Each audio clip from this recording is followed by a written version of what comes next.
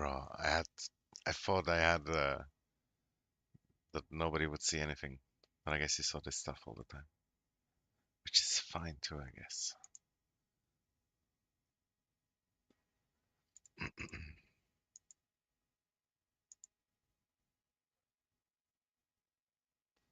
Oh, I have to change the category. So annoying with this setup.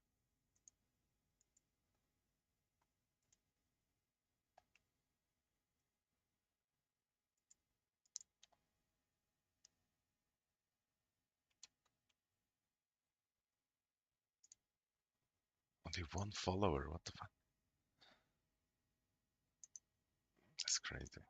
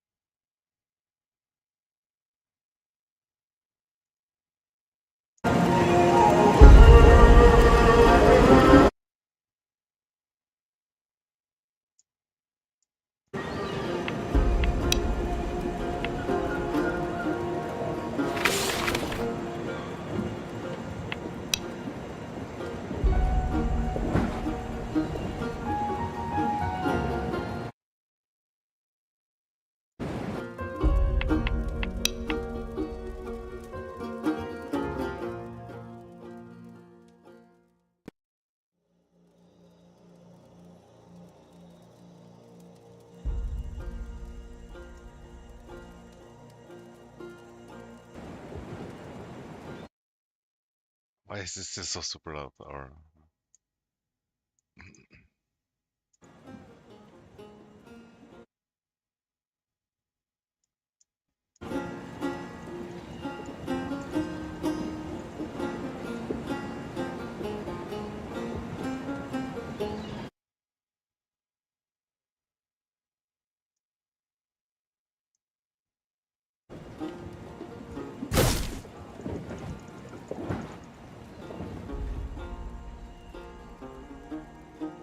Looking for Princess Nancy?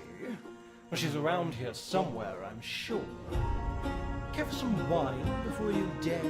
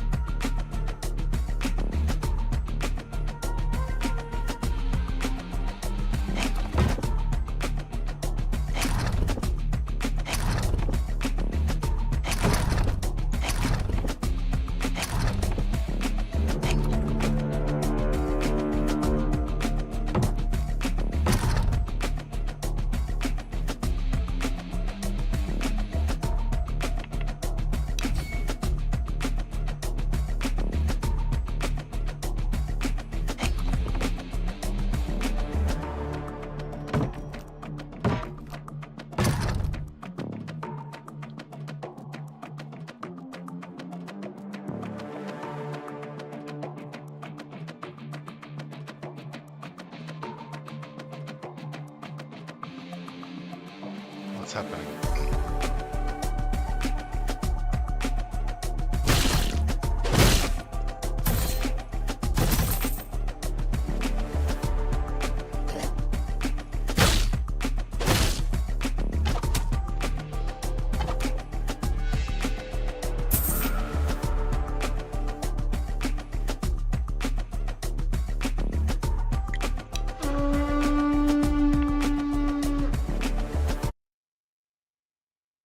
Still too low, that. Okay.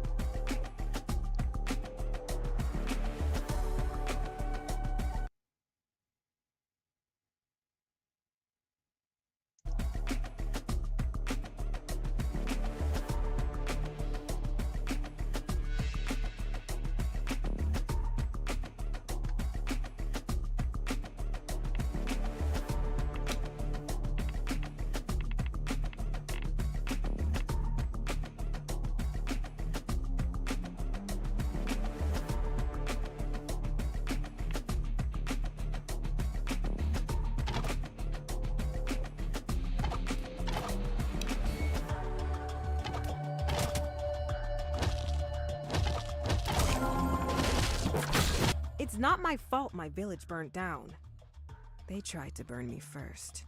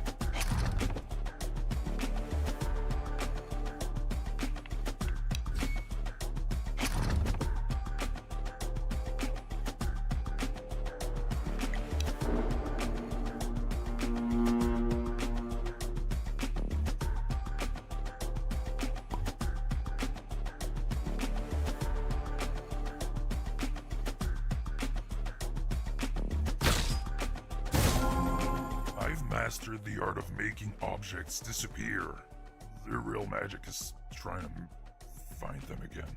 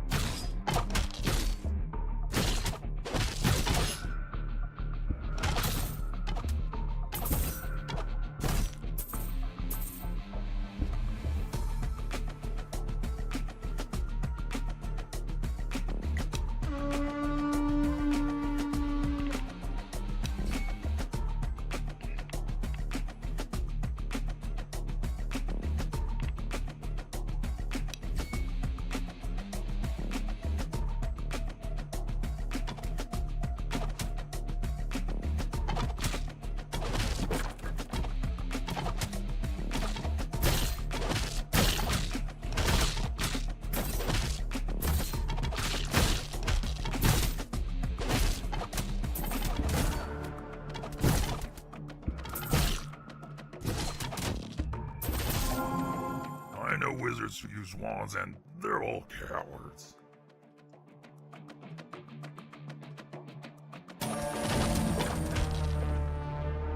Ah, fuck. They killed my heart. Lol. They backdoored.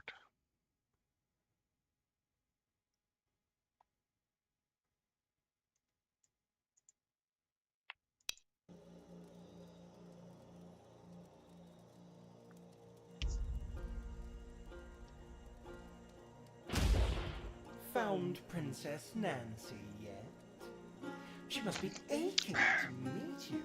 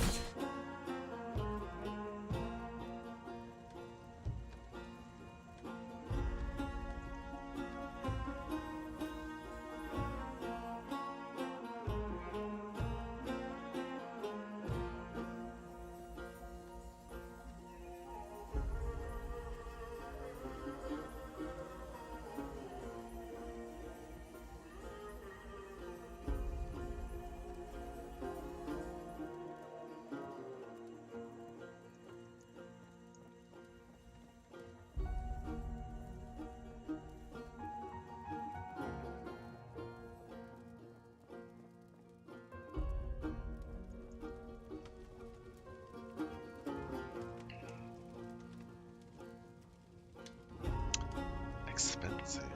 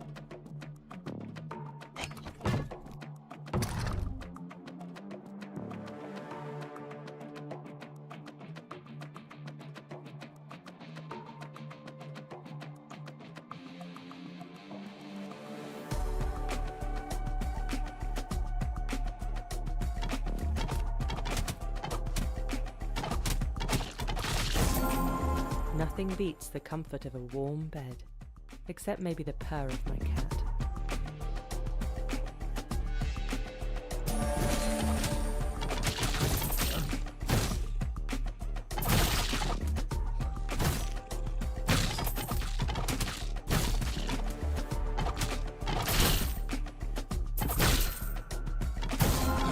I remember when, well, where was I now?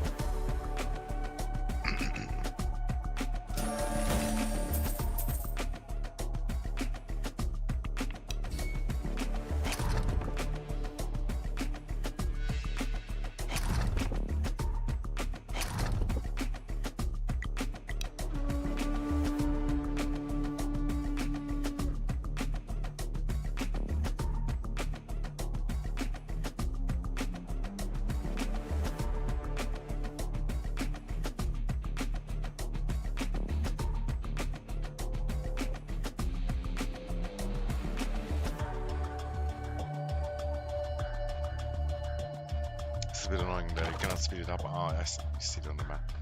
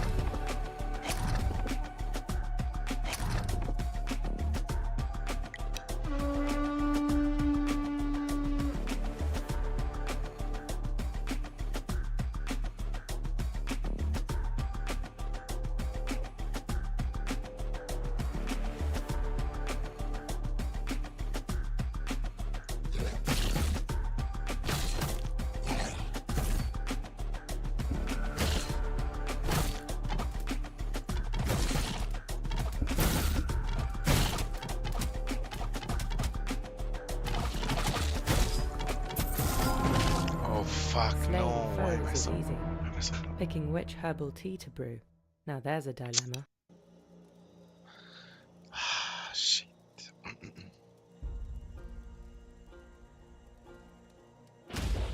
A powerful adventurer makes for a tastier meal.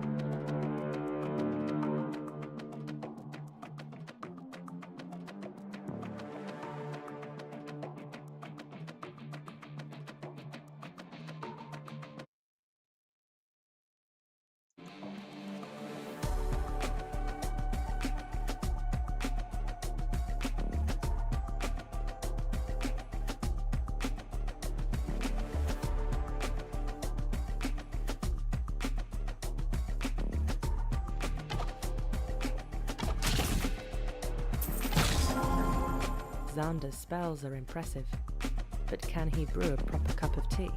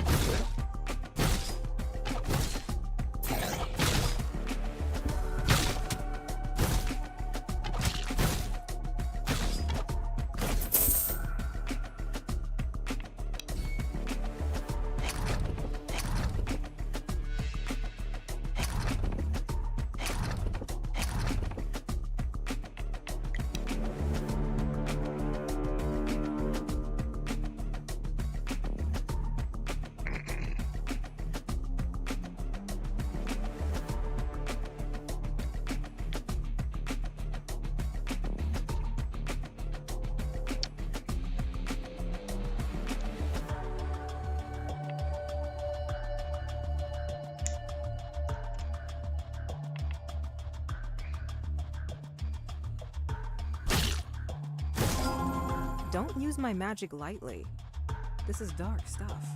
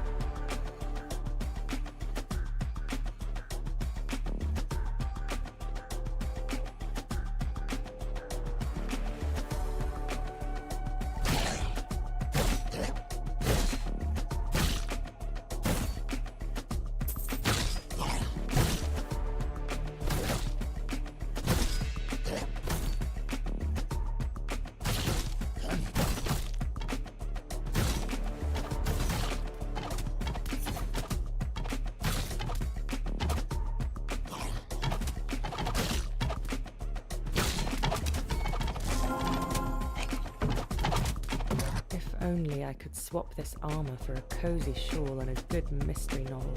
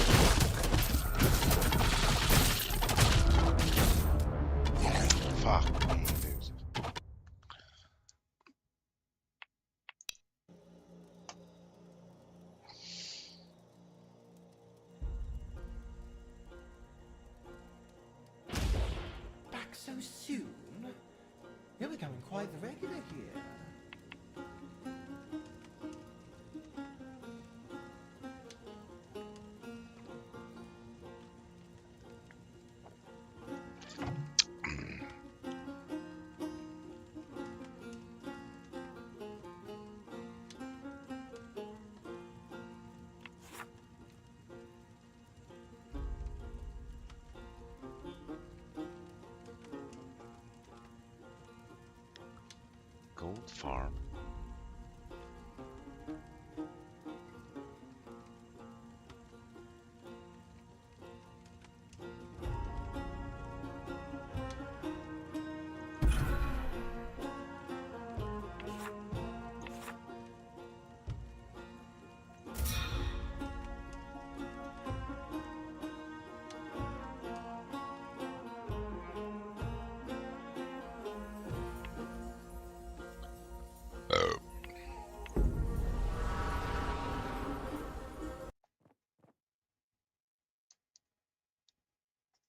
Yo, Sabo. Was geht ab?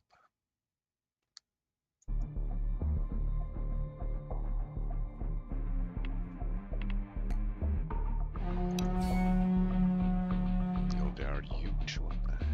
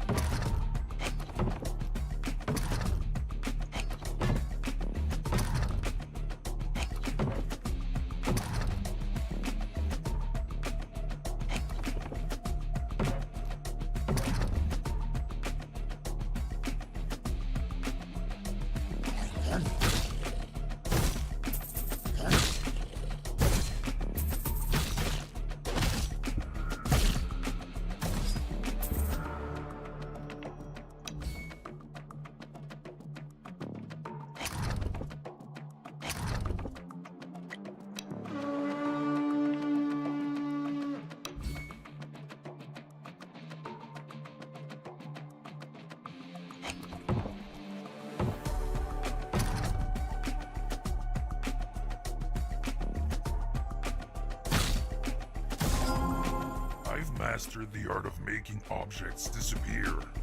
Their real magic is trying to find them again.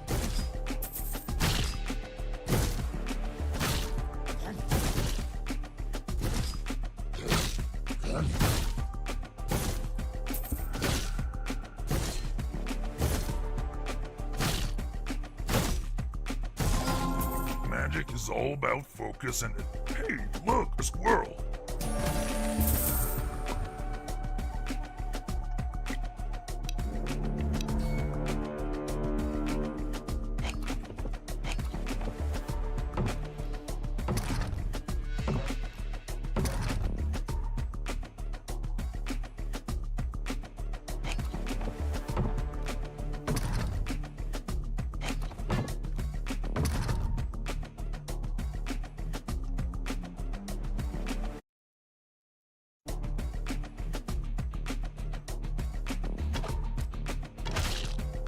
Nein! Ich wusste nicht, dass sie das gut machen.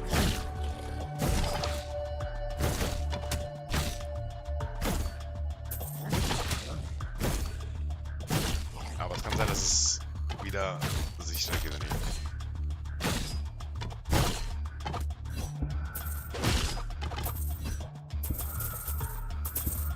Ja. Aber hat 10 Hämmer gekostet oder keine Ahnung.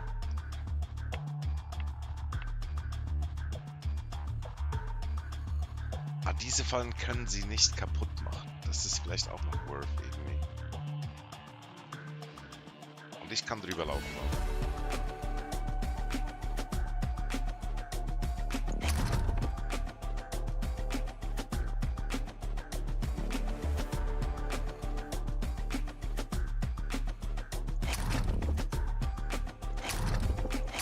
Was?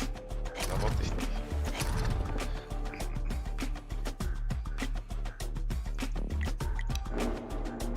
Ich hab noch Geld.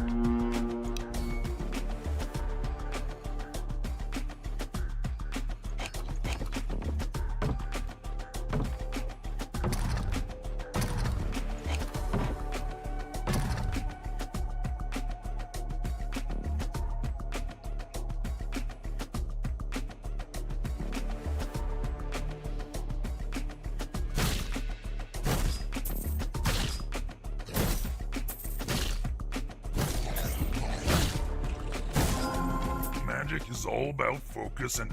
Hey, look, a squirrel!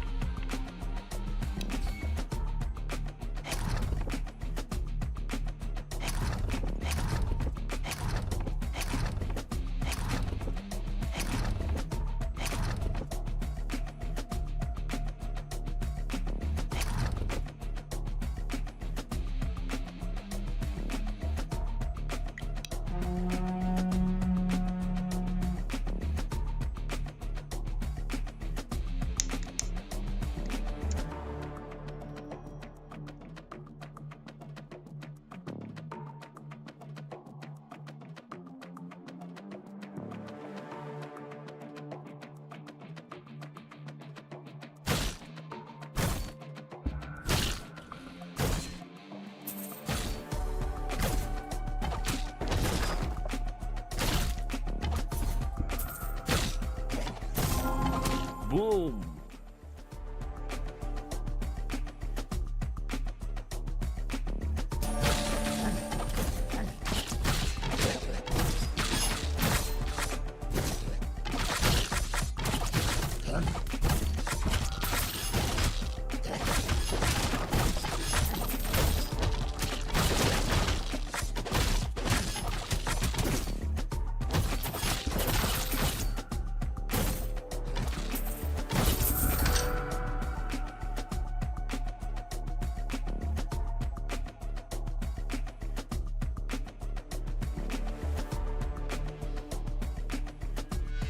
Didn't I get an item?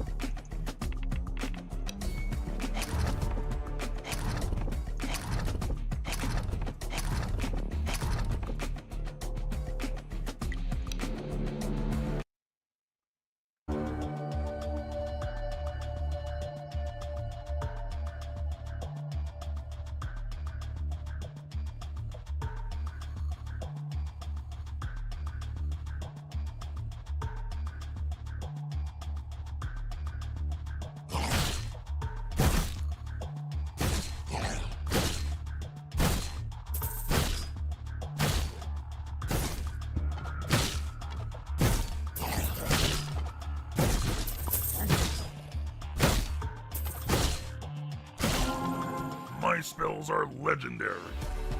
Mostly for now, but still.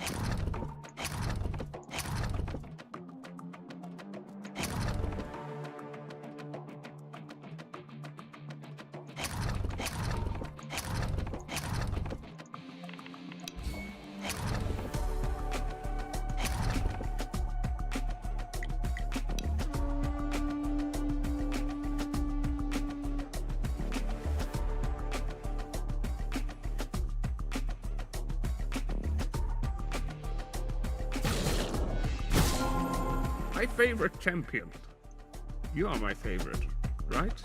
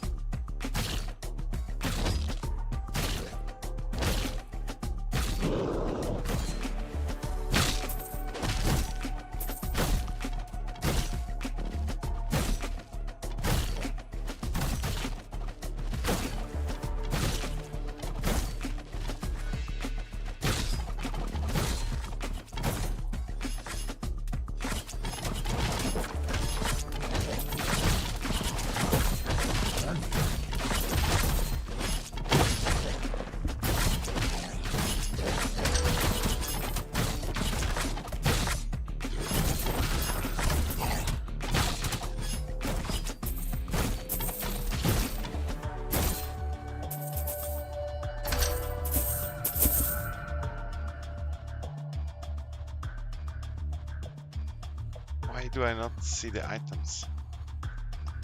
What? Maybe when I'm outside only.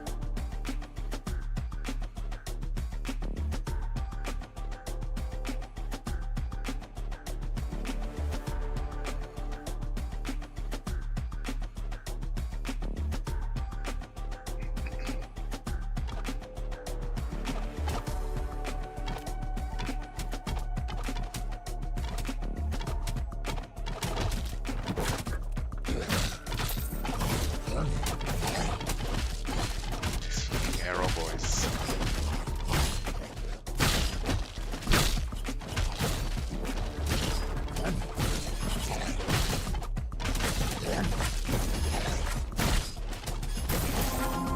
I'm here to teach you the best spells.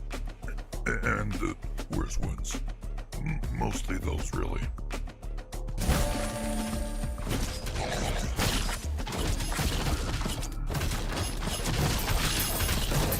Oh fuck. I gotta go in. Ah shit. No.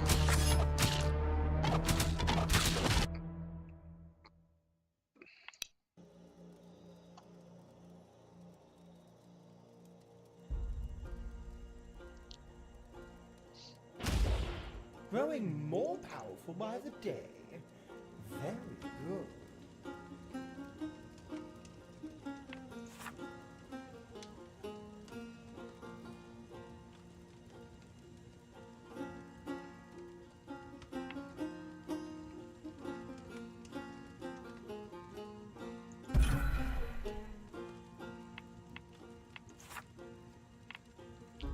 I have to buy the items that I get. What the hell?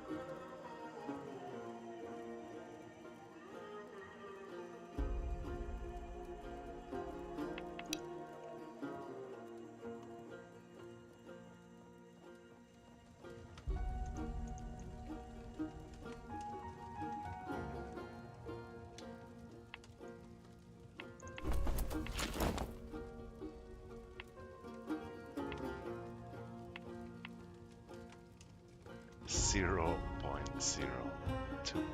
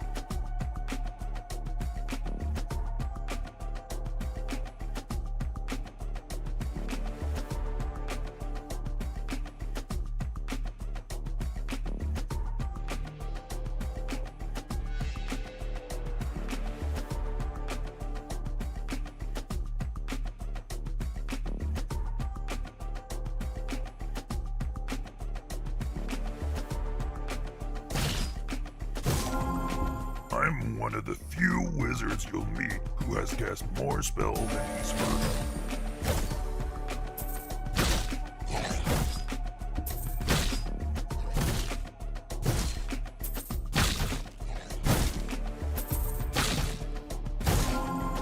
You'd think the undead would appreciate a well-tended rose garden, but they decidedly do not.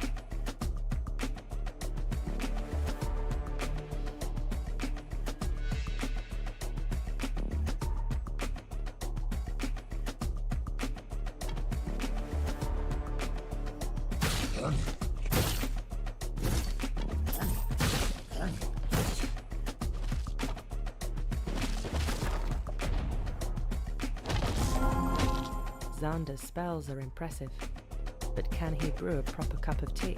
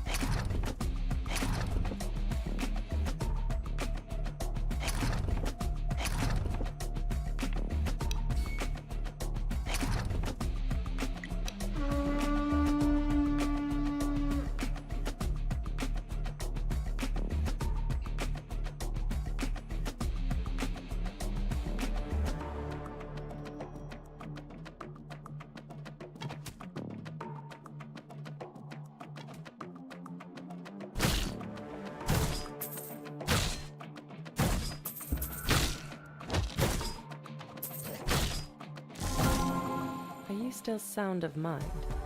That would be rare around these parts.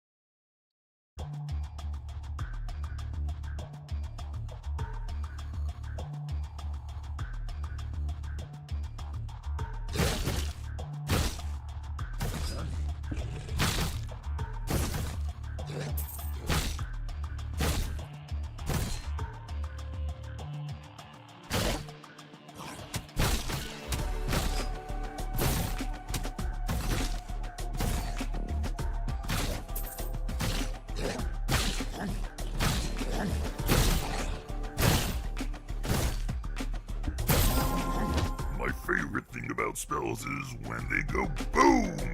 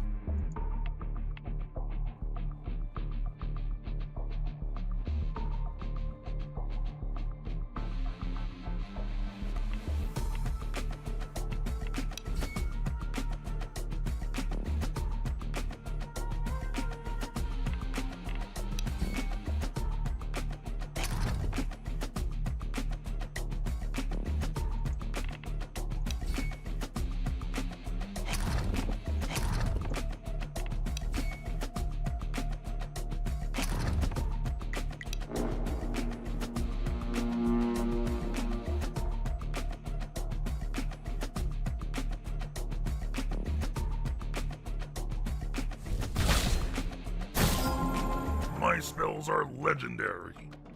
Mostly for not working, but still.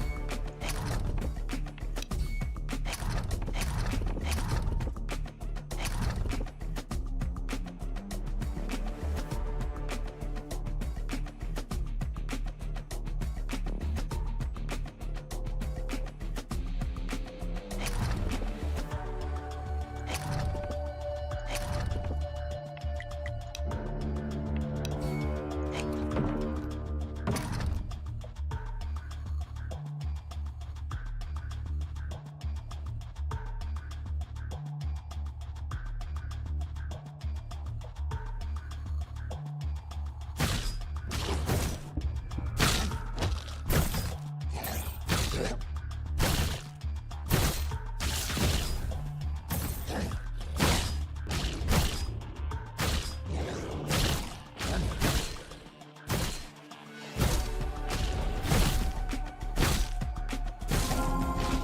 my magical might! Or at least my might.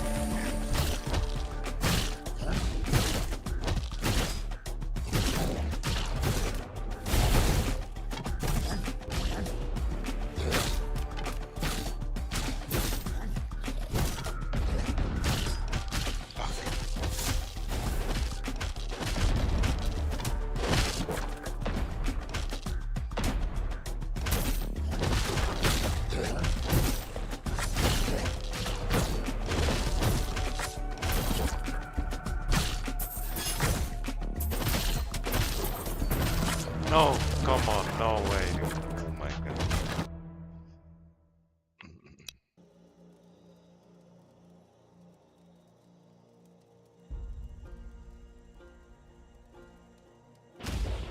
Now, the princess doesn't care for idleness. Get back down there before you're missed. Bad RNG.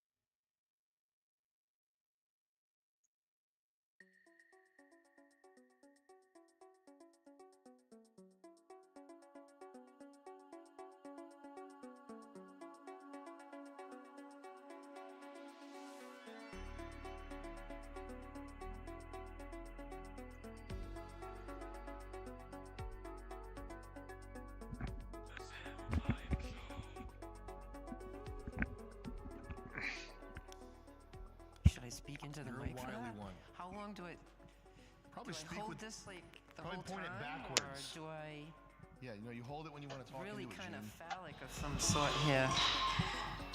You can stop. That's not it. You can also stop it. Gene's never seen a microphone before. Go ahead, Gene. I've never. How far away does it have to be? Like, We're just gonna edit you out of the whole show. Don't worry. Shit. Gonna make all these lies about me and then plaster my face on Facebook or something. What, that we've been hooking up? Yeah. I didn't even think about it until way later. You can't what? Stop hooking up with me? Yep, that was it. I was so innocent-minded.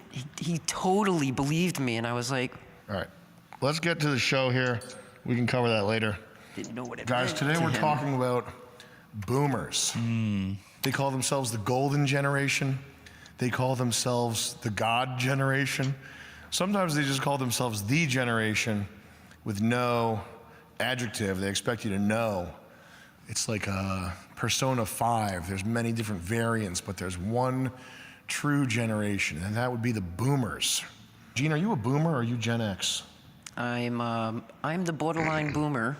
I'm What the year were very you born? last year, 1964. That's the last year for boomers? Yes, it is. Okay.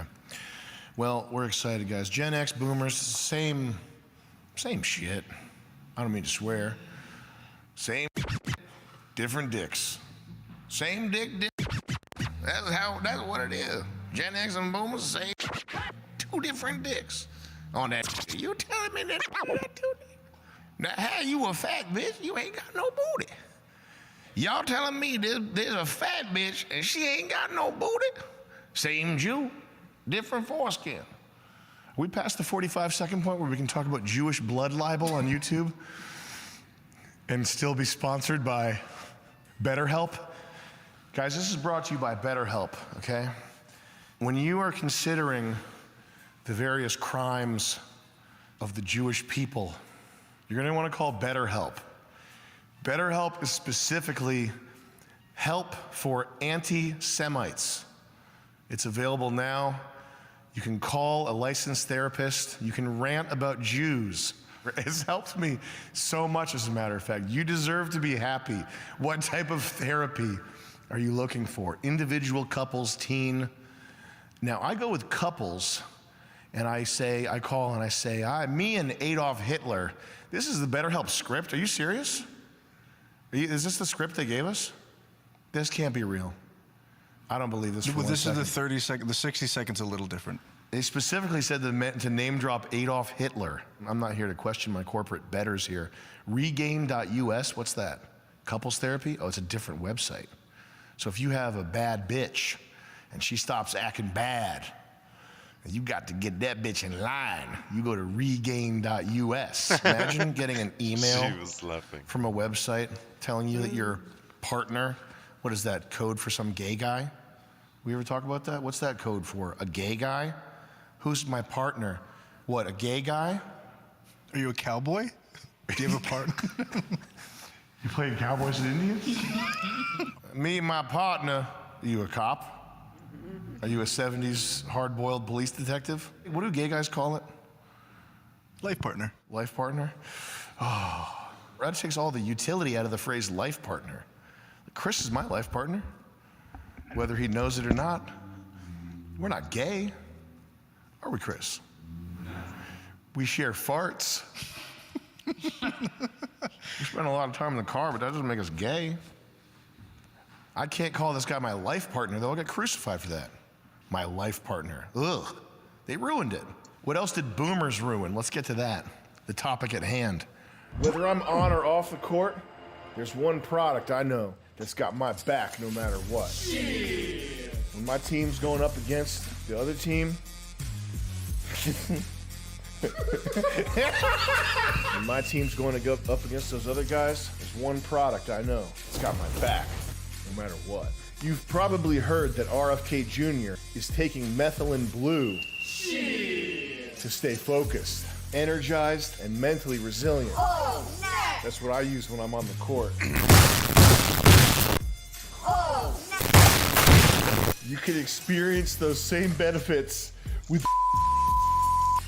from This doctor-formulated nutraceutical is the first to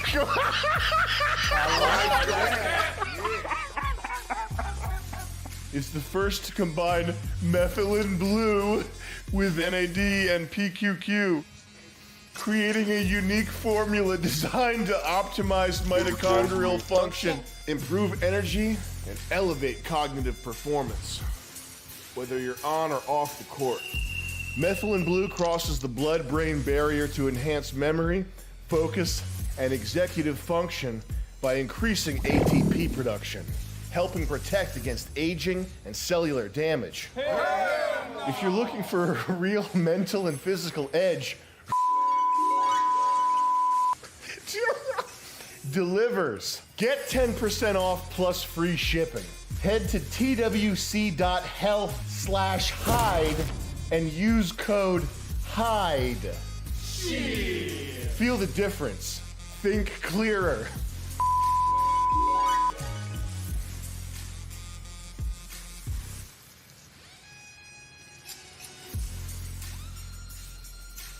In the 1950s, there's no shortage of parody material.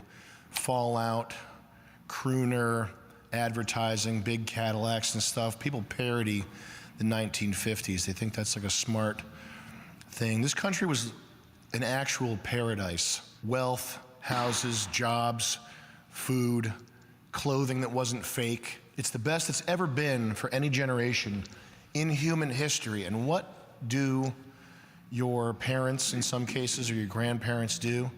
They destroy it. They destroy it in a way that is, will bring them into the Hall of Fame of legendary, selfish morons. That's what happened. These are people who, it appears they deliberately spend the most money with the least regard for the people around them. I want you to see what a walnut brain looks like. We're gonna load up a picture of a maroon C5 Corvette convertible with a tan interior and chrome wheels. Be careful, this is gonna be a hard one to find. They only made 250 million of these. A maroon Corvette with a tan interior and chrome wheels. This is sort of like if you join the SS, you get a Hugo Boss suit. If you join the Boomers, Boomer Men, this is your outfit, this is your costume, this is part of your soul personified, commodified, turned into a physical object. This is the Boomer soul. I know you're not car guys watching this, but I want you to know how boneheaded and retarded this vehicle is, this depreciating asset, this nothing car, okay? As you've seen this 1,000 times, it's trite to point this out, but this is the truth. They bought houses for 50 grand. The median Good video.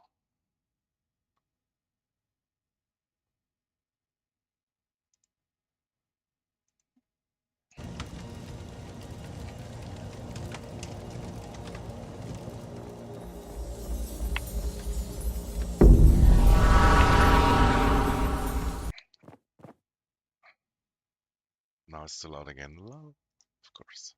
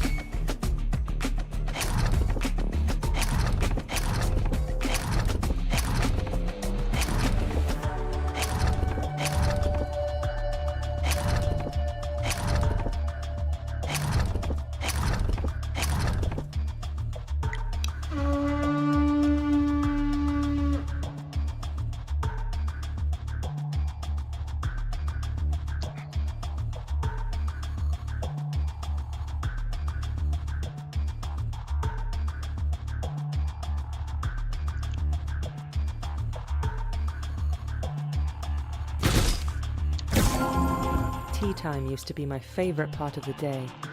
Now it's all battles and cursing.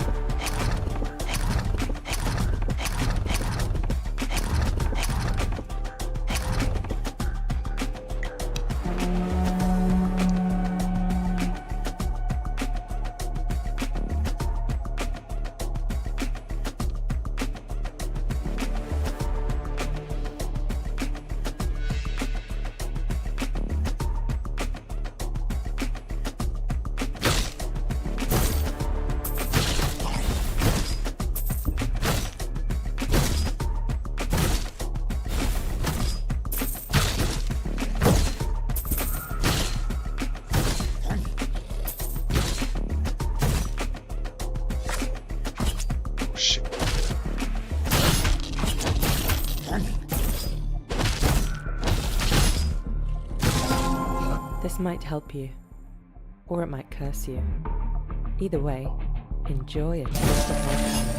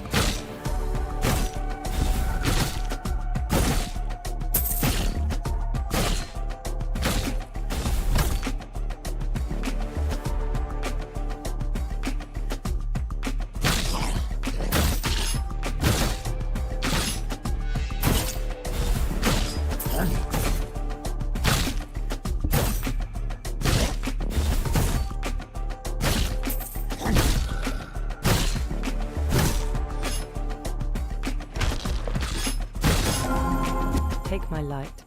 It's dimmed over the years, but it might still be of use.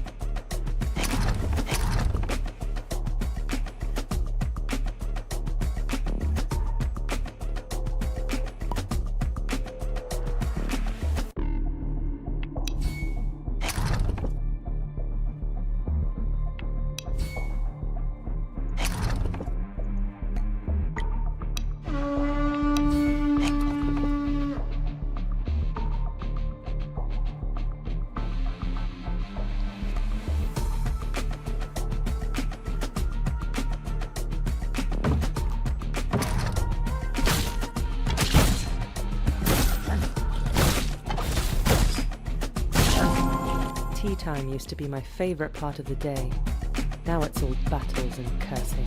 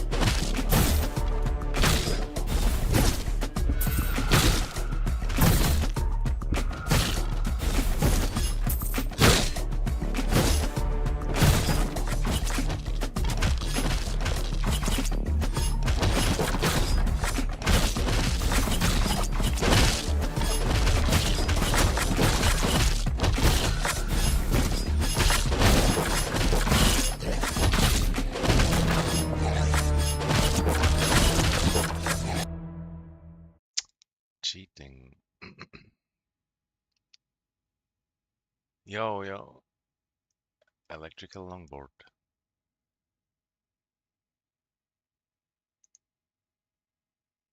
In the house.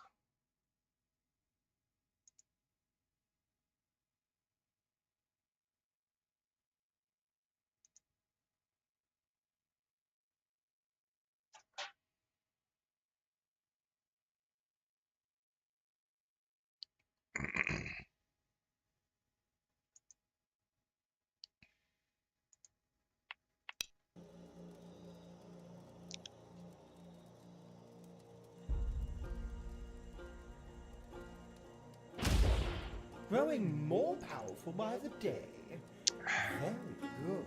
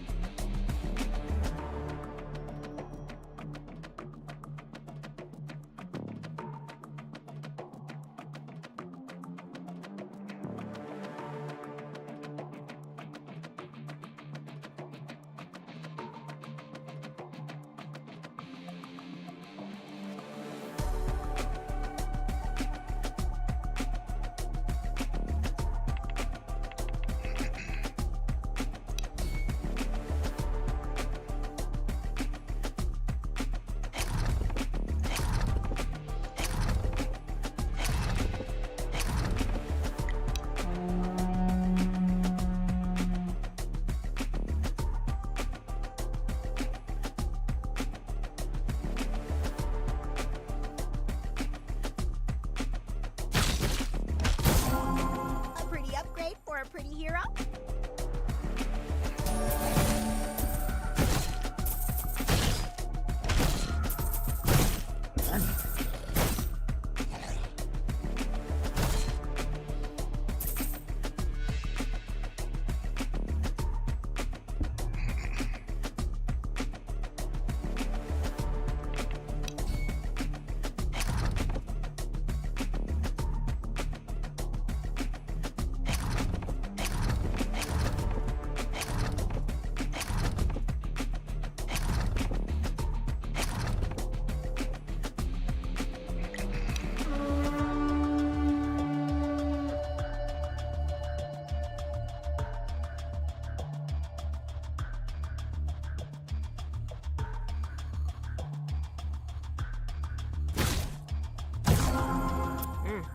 It's dangerous to go alone.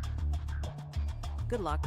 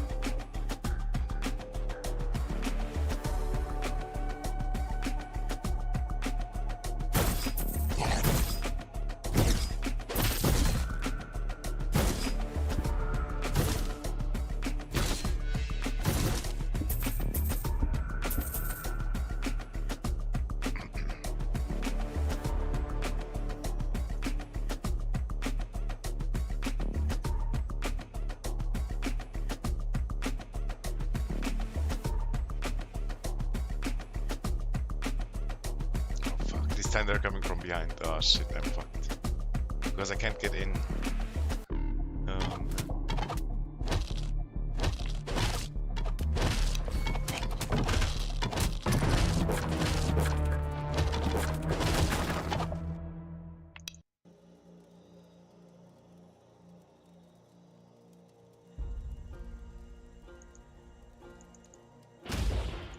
Another chance, another try.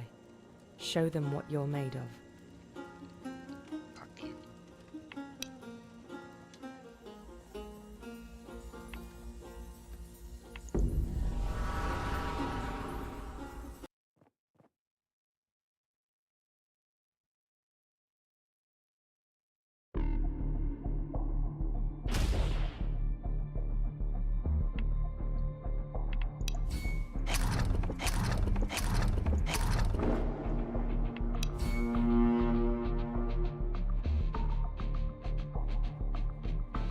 No, I made myself not be able to go through again. Oh my god.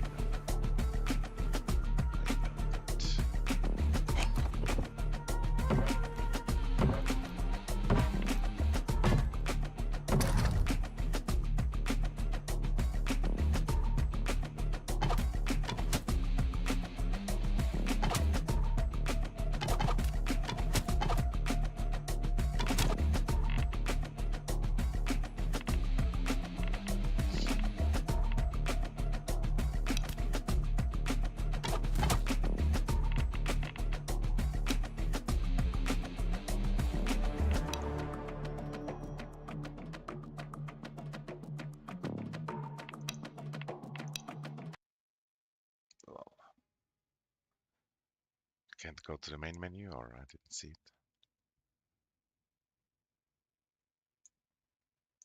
Maybe it's time for mechabellum.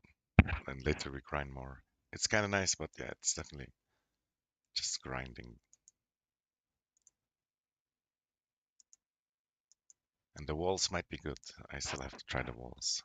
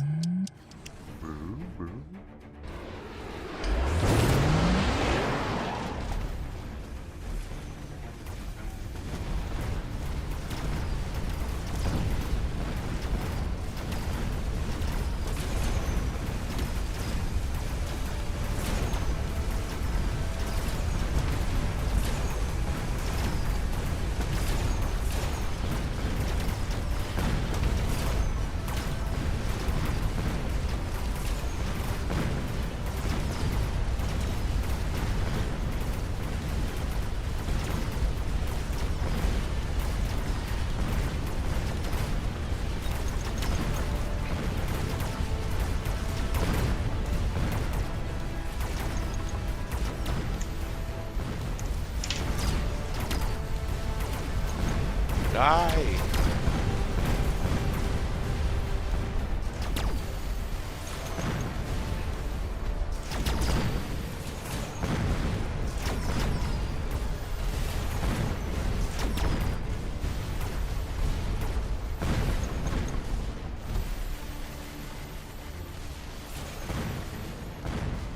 I don't have anti-air. I don't have anti-air.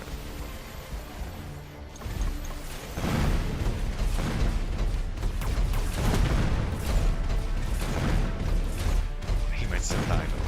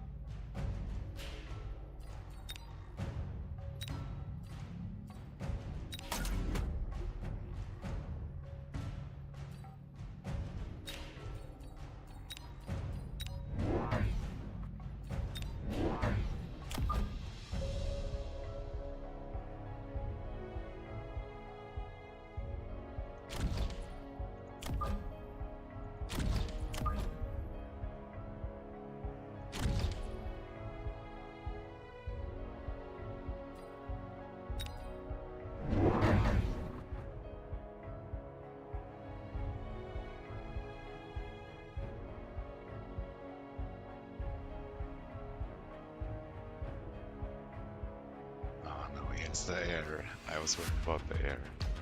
Ah.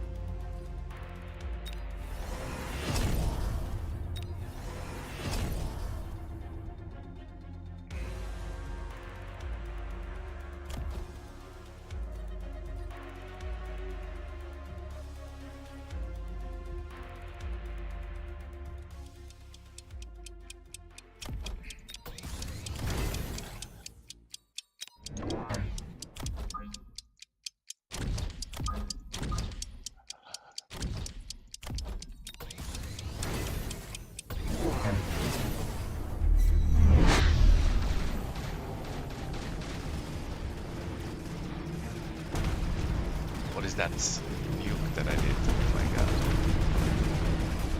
So good.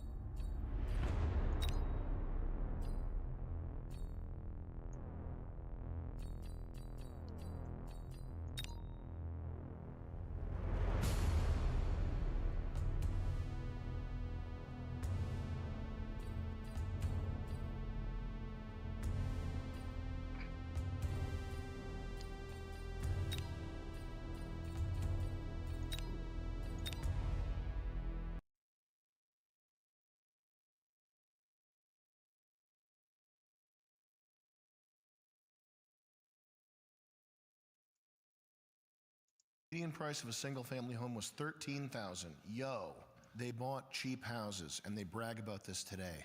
You've heard this from a relative. At my house, I got it for $25,000. And they look at you like they expect you to, can pat them on the back for having such foresight, such a visionary real estate trader. If they had any type of foresight whatsoever, they would have done it 100 times over.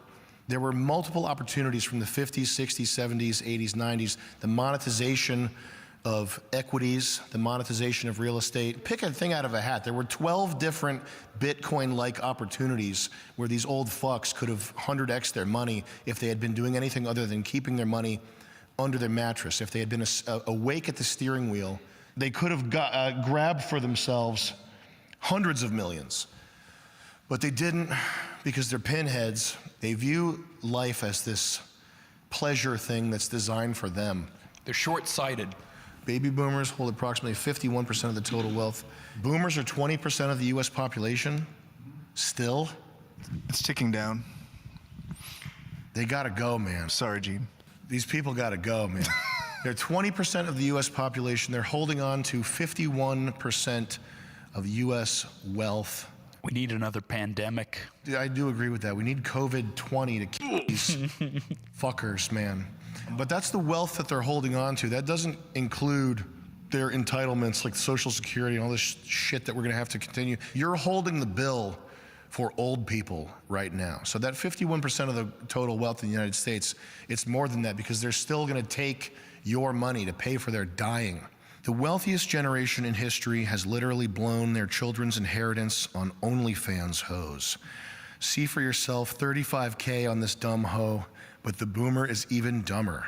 Introduce yourself. Well, I'm Big Tony. I am your #1 OF subscriber. And how much have you spent? $35K, $35,000. Well, it's nice to finally meet you. Nice to meet you too. Oh, your soft hands. Thanks. Finally, I got to touch them. Depending on your age, this is all your dads or all your grandparents in one form or another, okay?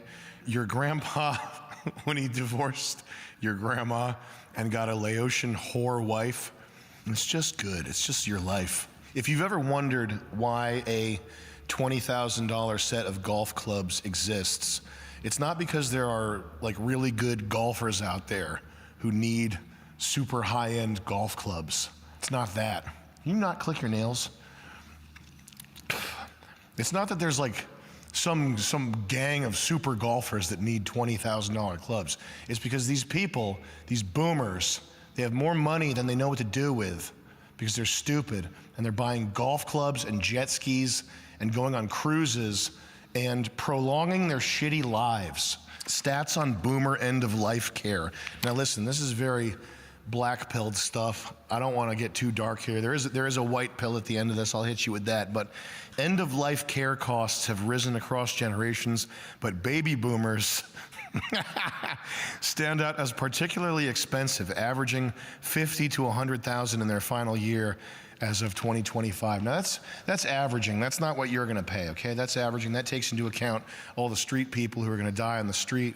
But your parents, your grandparents, when they go, it's going to cost you $250,000 per person. You're going to have to shell out $500,000 to keep your... Yeah, that's crazy also. Many times there's just nothing left, you know. You don't inherit anything. Everything they would inherit you or whatever it's called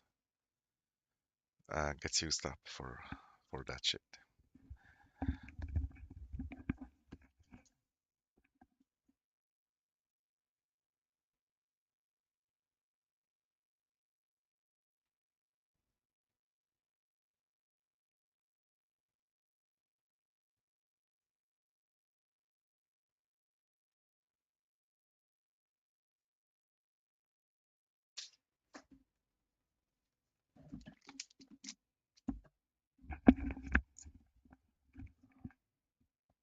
grandparents alive in a tortured state for another year. Okay, you don't have $500,000, you only have $250,000. You got to pick one.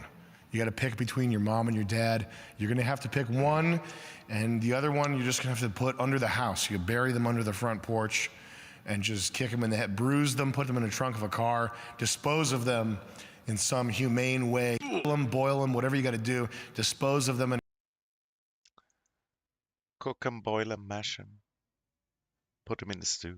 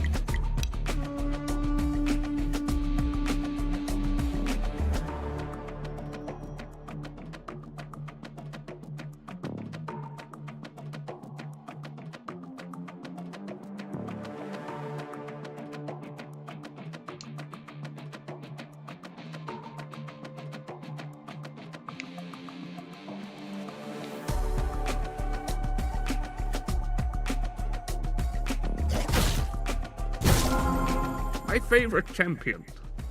You are my favorite, right?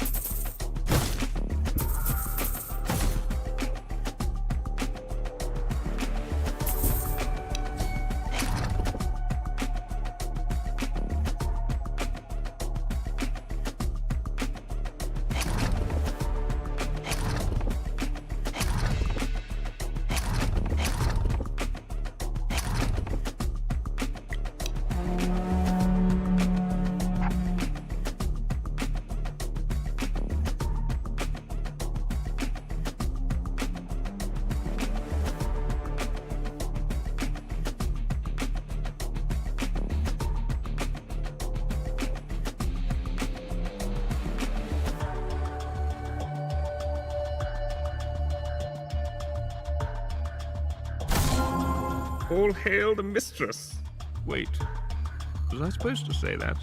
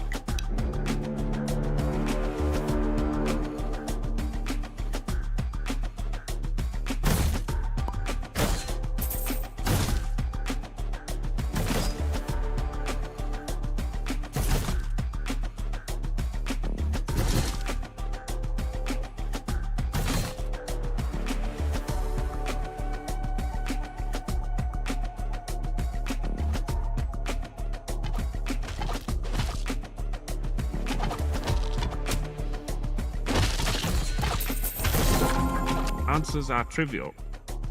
Recalling the question. That's the tricky part.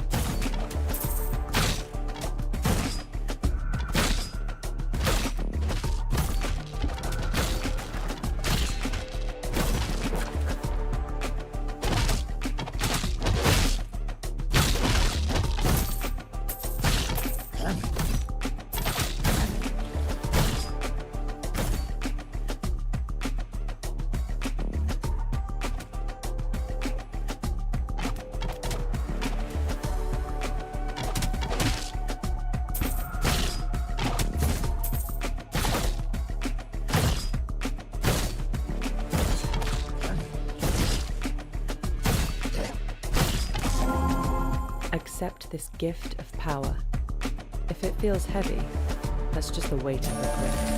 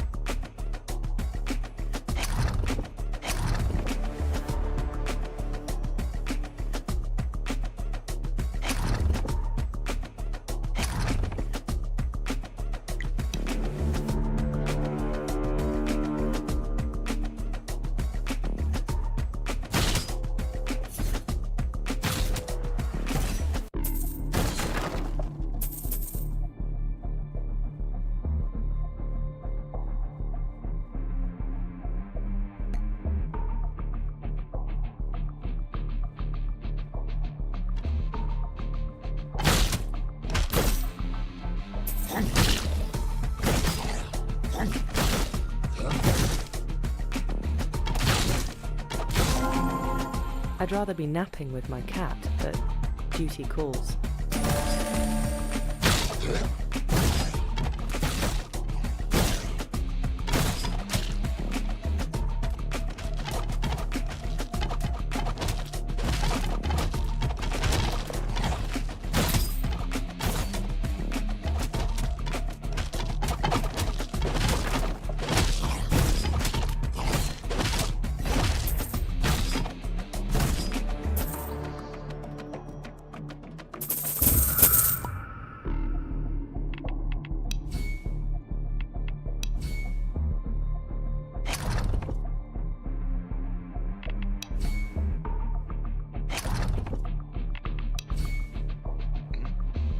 But it didn't work, I don't get it. I don't understand.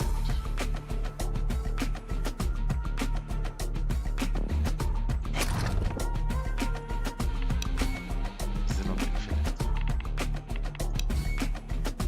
Oh, I can build already, that's fine.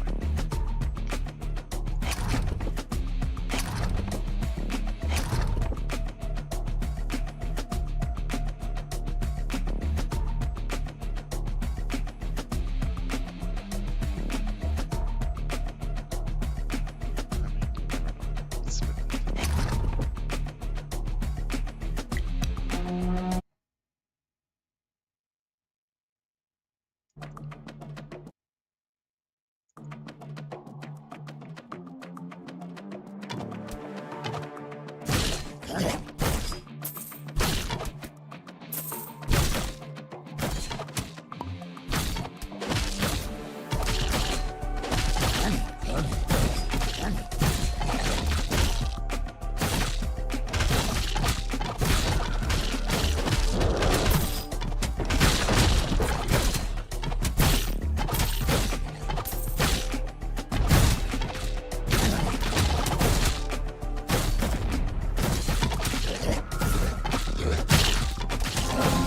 Need some fire?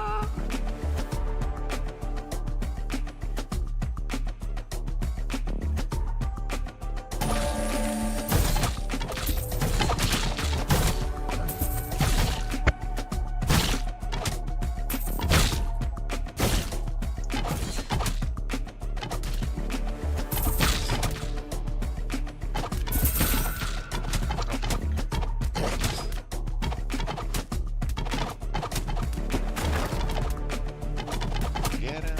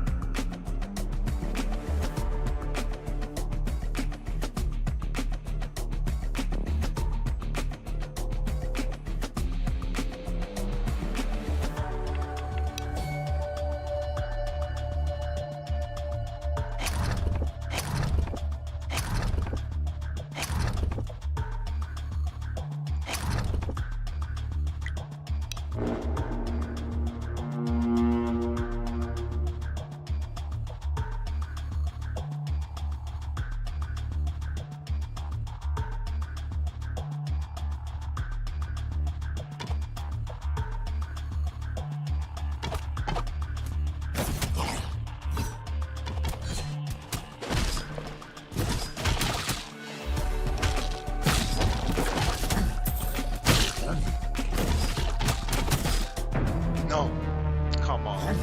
This time I was doing so well. Oh my god. These arrows are crazy. Risen from the ashes, I see. Time to prove your mettle.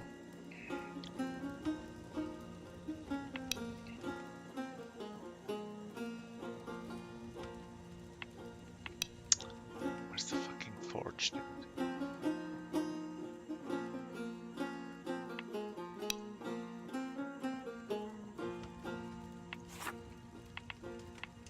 I think I cannot wear two of these, or...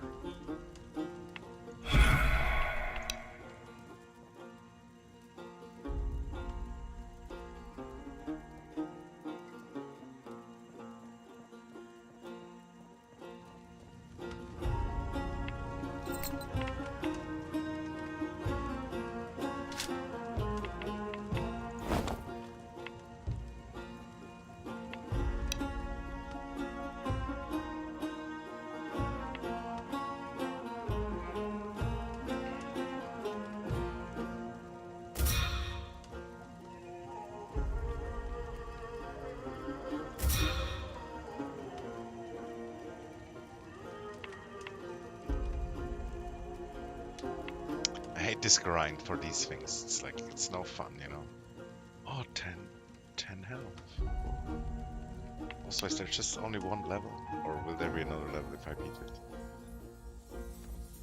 Probably all 2 other.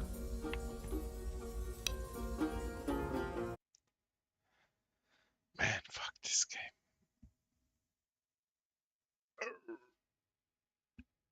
I'm hungry.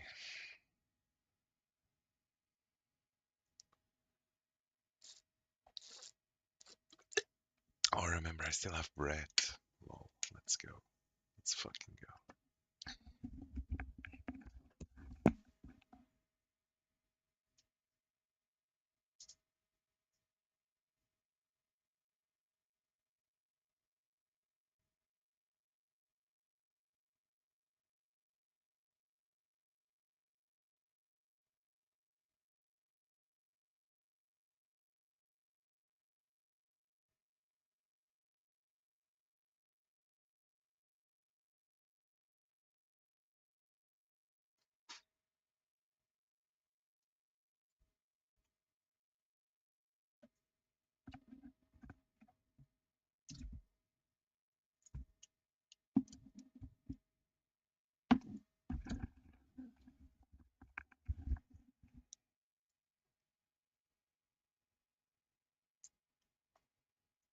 In a humane way, take the one that you like and put them in a home. Boomers spend more due to longer lives riddled with chronic conditions like diabetes and cancer, paired with costly advanced treatments and a growing reliance on long-term care.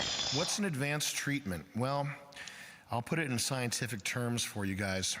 An advanced treatment, it's very space age stuff. This is stuff that is it's pretty high tech. It involves a lot of cyber tech, nano augmentations. They put you in what's called the dream machine, and that's from the James Bond movie, the one where the guy, he only sleeps for an hour a day in the dream machine to keep him sane. The Korean guy who goes white, that's the one right there. This is the sort of cyber medicine. Also in that Wolverine movie, when there's the old guy that I think Wolverine almost killed in World War II. He's like a super rich Japanese guy, and he's on some sort of cyber bed type thing. What does it mean when you're spending $250,000 on advanced treatment? What that means is a black orderly is making your parents oatmeal in the morning so that they can beat their ass later in the afternoon in urine-soaked pajamas while your parents or your grandparents lose their minds. 2 certified nursing assistants, 28-year-old Yashika Jones and 35-year-old Rose Blaze, taunt and hit Wilson as they dress him in bed. Sorry, that's the most advanced treatment we got. We unfortunately don't have anything quite like the Silver Samurai Raujin Z. The medicine's really expensive. It's made in India for $1, but it's $2,500 a dose. So we gotta pump them full of that shit. And then we have to have a black orderly make them oatmeal and then beat them into a piss-soaked coma later on at night. That's advanced care. I know this sounds fake, okay? I know this sounds kind of preposterous, but I did do the research and price out how much it would cost to have the lowest possible paid black guy beat an old guy's ass every day in urine-soaked pajamas, and it is $250,000 a year, so there's that. While hospice use tempers some expenses, their sheer numbers and higher expectations for medical intervention dwarf the simpler, shorter end-of-life needs of their predecessors, setting a pricier benchmark that Gen Z and millennials may only surpass because of inflation and tech-driven care. Also, they got hit with TV, too. Before TV, there was never, you never had images. You had like a cartoon. You ever see old, like, satirical political drawings? Yeah. They're not that convincing. No, I'm not compelled by any of those images. Like a guy in a top hat, and his body is like a big fat like globe. Yeah, and I've it's seen like that the one. globe is drinking a barrel of oil. It's not as powerful as a Schindler's List. That would get me off the couch, the Schindler's List. Yeah, that would get me ranting and raving Schindler's Yes. List. Right. To help them. Better help. Better help them. Yes. Old-timey propaganda. It was either a fucking cartoon or like a long screed. Folded at both ends, rolled in, lit in the middle. I mean, it must have worked on some people because communism existed before television. But, I mean, it's impressive that it did. Because they were writing long-ass screeds. You had to read a book if you wanted to be a communist, right?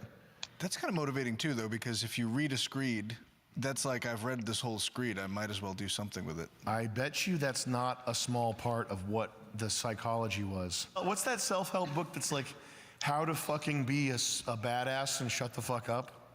Every airport ever has it. We talked on the Hagakure one about the importance of not reading stuff. If you type in how to fucking on Amazon, these are books that will blow your brain up. It's just fucking meditation. How to find yourself, calm your anxiety, and manifest the life of your dreams. It covers some disgusting LA Brazilian. Bleep that out. He looks like a cool guy. How to not fucking kill yourself. That's a good one. I like that one. How to be a fucking unicorn, a guide to living your best life. How to cope with a massive penis. That's a pretty funny one. You leave that out on your desk. The Big Fucking Secret, How to Control Existence, Kick Ass in the Fifth Dimension, and Illuminate the World. $999. Probably worth it. It is. Scroll down. It's got a lot of reviews for an expensive book. The Subtle Art of Not Giving a Fuck. That's it. That's it right there. Yeah, baby. The Subtle Art of Not Giving a Fuck. I promise you, if you read this book, you'll be worse off afterwards. Oh, man. 150,000 reviews. More than 10 million copies sold. Yo! Should give it a book review. I don't think I'd make it through. I think We'll I'd have Jean read it. Yeah, we got Jean's head is so calcified that she's immune to that sort of programming. Is it possible they struck a deal where it's like they will put it in places like this hotel buys a bunch of them? And the formula is you put something together that's inoffensive, but it seems offensive. It's just like corporatized virality. And if you can corporatize virality, they'll take your book and they'll put it in Urban Outfitters and every airport, wherever. It's not a rare thing, but it is this specific vein of thing that goes viral like that. I bet there are a lot of girls college girls that they came across this book and they're like, it like found me.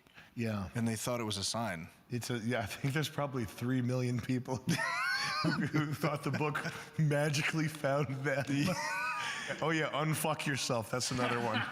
Yeah, right. You ain't never gonna unfuck yourself, dog. Step 1, never pick up this book. The Subtle Art of Not Giving a Fuck journal. I'm very particular about stationery. If you're writing down something important in a thing, which is it's gonna be printed on the lowest quality Chinese paper. It's gonna be falling apart in your hands by the time you get it. But it's got that cover, so you're putting your thoughts, your important stuff in this thing, and you're walking around and it says The Subtle Art of Not Giving a Fuck journal. I have a buddy who, his grandmother is a compulsive gambler, and the grandfather is a doctor from like a rich neighborhood. He's a doctor who's made almost $1 million a year. By all means, should be like 100 millionaire. If he had paid any amount of attention and bought in at any point on the rise of gold, real estate, stocks, whatever, even just like throwing a dart at a dartboard, 100 millionaire. They have like a house, it's a one-store, it's a shitty-ass house in a rich neighborhood. The way these boomers live, it's like, it's sterile, but it's disgusting. Carpet everywhere, you can smell mothballs. There's like hot dogs and shit, like they eat like pigs. They eat deli meat, like buns. I hate to say it, but yeah, my grandparents are kind of like that. There's lots of Hostess snacks. Snacks? Snacks. The grandmother is a compulsive gambler who has gambled away more than $1 million. She can't be allowed to leave the house on her own because she will go find a casino and gamble. Is it high-level gambling, or is it like pressing a button? No, it's pressing a button. Oh, that's tough. There's swarms of people like that. We saw them in Vegas, you know, just doing the thing with the...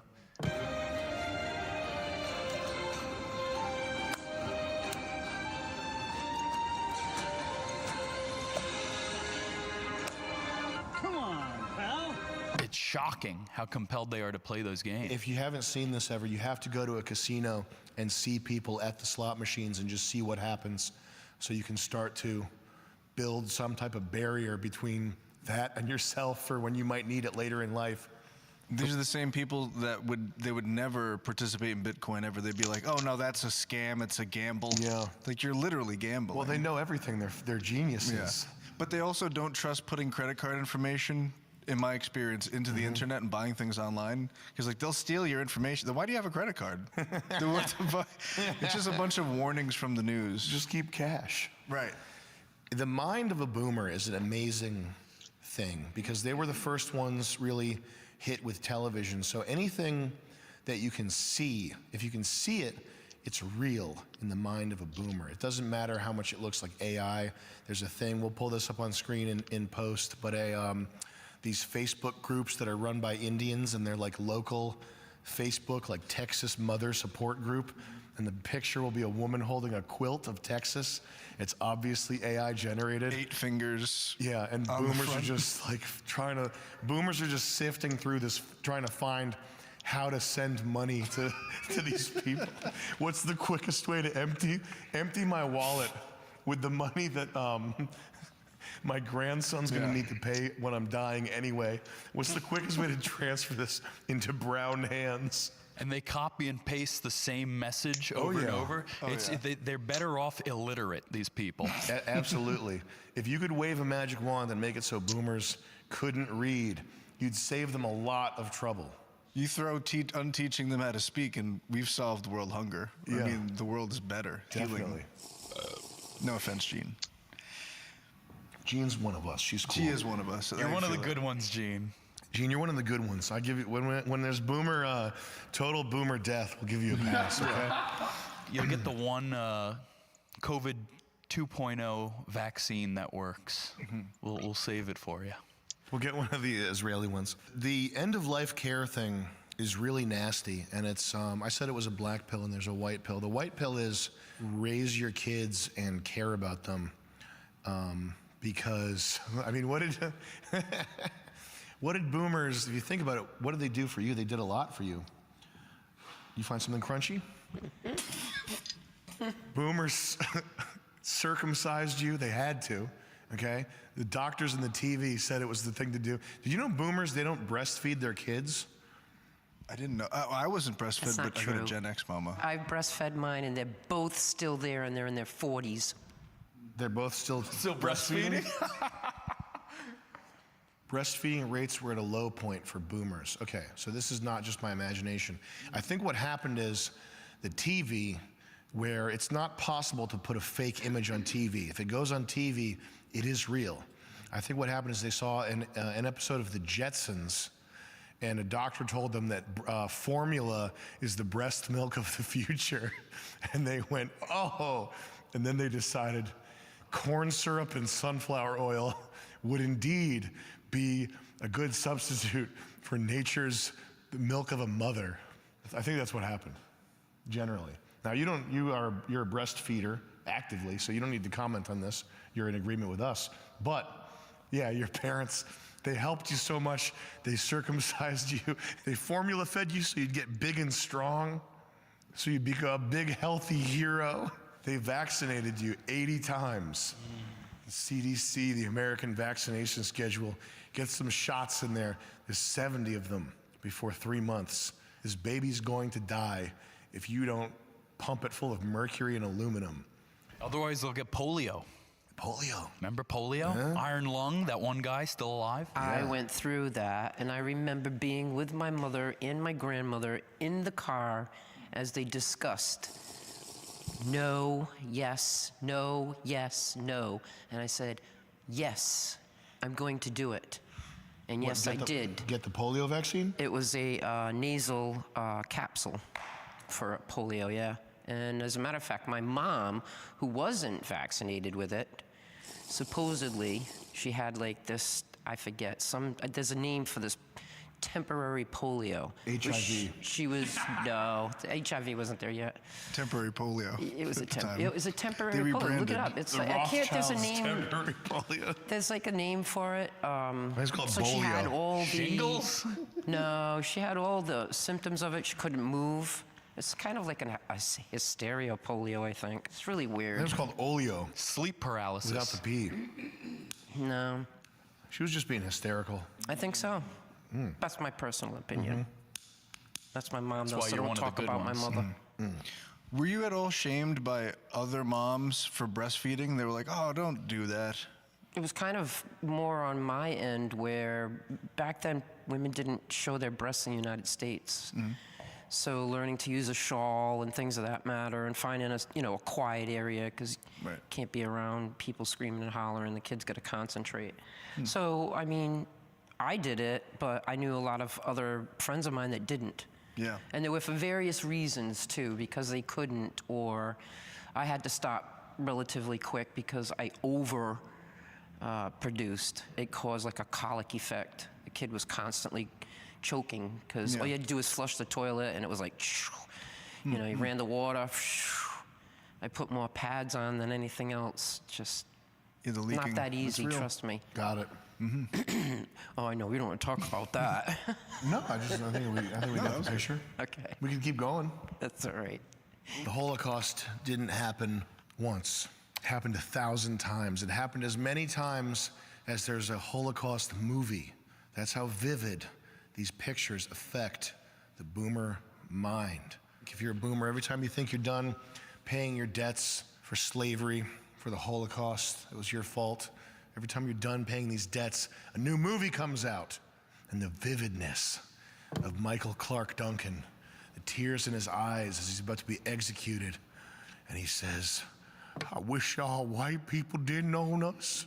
And you feel the guilt of slavery in your boomer mind, and you know that it happened, and it's still happening. This is how the boomer mind works, okay? The good part of that is that every day is a bonanza where you can win a sweepstakes, and you can win $1 million if you just keep shopping. It's one of the ironic things is that the 50s and 60s, that was a rare time in this country where you could get high quality products. You could get clothes made of natural fibers, like handmade stuff, cars made of steel, etc.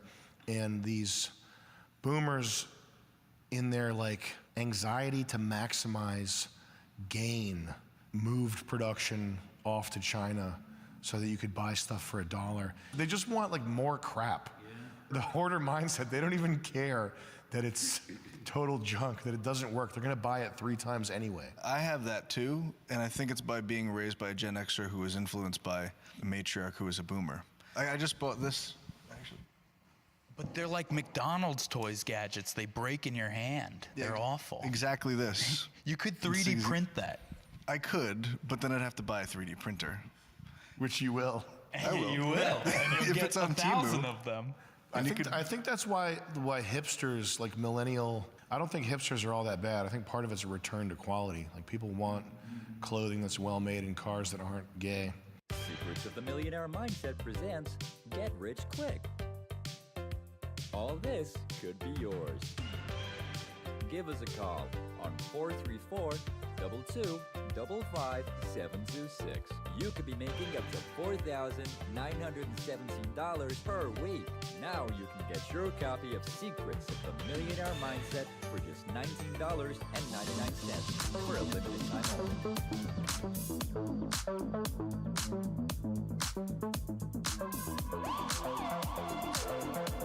Hey Sam, talking about boomers, what about absent boomer grandparents? My son is 16 months old, and both of my parents, my mom and my dad, who divorced when I was a child, haven't even met my son yet. What's the deal? They just don't care. Both your parents have turned into Cheeseburger in Paradise, the Jimmy Buffett song. Boomers loved authority. They had it easy, and they were told just work, and then you'll get to relax. You get your 401k, and you get to take it easy in Florida. They're not gonna let your kid stand in the way of their cheeseburger in paradise, all right? That's just how it is, bro. Tried to amend my carnivorous habits, made it nearly 70 days. Losing weight without speed, eating sunflower seeds, drinking lots of carrot juice, and soaking up rays. But at night, I'd have these wonderful dreams, some kind of sensuous treat, not zucchini, fettuccine, or bulgur wheat, but a big warm bun and a huge chunk of meat. Cheeseburger in paradise. They should kill this guy. Is he dead? He is. Okay. 2 years ago, I think. Is he in hell? Is it confirmed that he's in hell? We've got it confirmed. Multiple sources. Okay, nice. Heaven on earth with an onion slice. Cheeseburger in hell. He's with his life partner in hell, enjoying his last cheeseburger, Can we play a clip of the song? Sure. Just like 2 seconds of it to get the gist of it. Because once you hear 2 seconds of it, you'll know immediately how saccharine and cloying and fake and gay this shit is. It has the charm of like Japanese city pop, but with Japanese city pop, you're protected because you can't understand the lyrics. And it's this foreign thing. There's an air of mystery to it, an air of specialness to it. I understand why people can get into it, but it's this guy is in hell. It's confirmed. Oh, he is the cheeseburger. He is the cheeseburger. Yeah. Can we pull up an AI image of Jimmy Buffett as a cheeseburger burning in hell? I gotta say, brilliant lyrics. Shocking 180 IQ lyrics. Yeah, your parents don't want to see your kid. That's not your fault. That's because their heads are like blocks of heavy metals and retardation and wickedness. So you're in the same boat as everybody, so you don't need to worry too much. Just make sure you raise your kids to love you so that you don't end up in a urine-soaked retirement home getting your ass beat by an orderly. Yeah, you have enough of them, and one of them is bound to care enough to raise you, I imagine. That's part of the cycle of life. I mean, especially for women.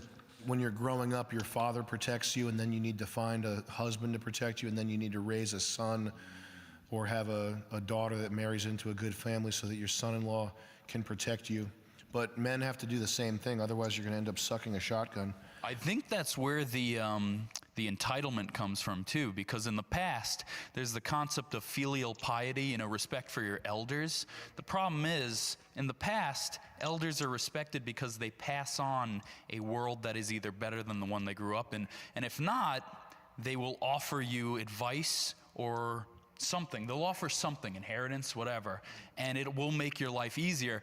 If you listen to any boomers, the advice they give you is poison, it's toxic, and they act as if, well, you should be listening. And you'll tell them, hey, the world's not the way it was when you were my age, and they'll poo-poo you, they'll scoff, They trust authority so much. I don't know why that is. And especially when it comes to medical stuff, you can't tell one of these people anything. If it's signed off on by a doctor, it's gospel to them. I think in the 1950s it was, or something like that, there was like a communist push to make people wear jeans, essentially, like the workers' class shit. And by dressing down like that, having less respect for yourself or presenting yourself in a way that you're integral or a part of society, then you're now listening to the man in the suit on the TV. He's got a suit. He's qualified. Like they've sort of separated themselves from a position of authority or critical thinking by being the jeans and t-shirt people. That call was crazy. He's got a 16-month-old and the parents haven't seen it yet? That's 16 months of opportunity. Chris, care to comment? I mean, is that specific to boomers? I mean, I know Yeah. Yeah, lots of millennials to be exact. Yeah. Millennial And grandparents. then they prevent you, the grandparent, from seeing the child too. That doesn't help either. We don't want to get involved in that stuff. It's true. I'm a grandparent. I don't get to see my grandchildren because of the actions of my own children, because they're idiots. And so I stay away from my grandchildren because I want them to have whatever they can salvage, be happy. That's what's important. How old are your grandkids? 22, 16, I don't know, I got like 8 of them. You don't see them? Well, a couple I do. One's living with me, which I raised, basically. My daughter didn't do too well, had that Vicodin thing go on in her life, and a whole bunch of her friends, and they just all went like this. One after another, like tin soldiers. And it seems like the whole generation of them. I can't say all, because there's a lot of them that didn't do that, but there's a lot that did. And I just happen to be that one grandparent. And so, of course, my son, being the idiot that he is, oh, well, you don't even see your grandkids. I'm like, well, I got 4 from you. One's here, one's there, one's there, one's there. This one don't want me to see them. They don't want you to see them. So you do what I feel is necessary for the happiness of the child where they are now. If those particular people, other parent or the guardianship, don't want me to be involved because of my children, then so be it. Whatever's right for the child. so you don't know that circumstance of this person. Who knows if he had another child and he was just using them as a babysitter, and they're like, you know what, bananas with this. It'd be like one big spy game. You're right. Like they left clues and stuff, so it's possible to find them, but they're not going to Mystery play or a this game. manhunt or something. Right. That where in the world is my grandma San Diego, my grandparent? I do like what you just said there, bananas with this. I'm going to start using that around the office. It was from my Nana. It's because of banana runts. It's candy. They're based off a banana that doesn't exist anymore. Yeah. Runts still exist. Not the bananas they're based off of. Do you remember the AIDS scare? I do. Did you personally worry about getting AIDS ever? I did. I remember when I was a kid, they were trying to like push this idea that straight people could get AIDS, and it turns out to get AIDS, you actually need to have anal sex with 3,000 men to get AIDS. It's hard.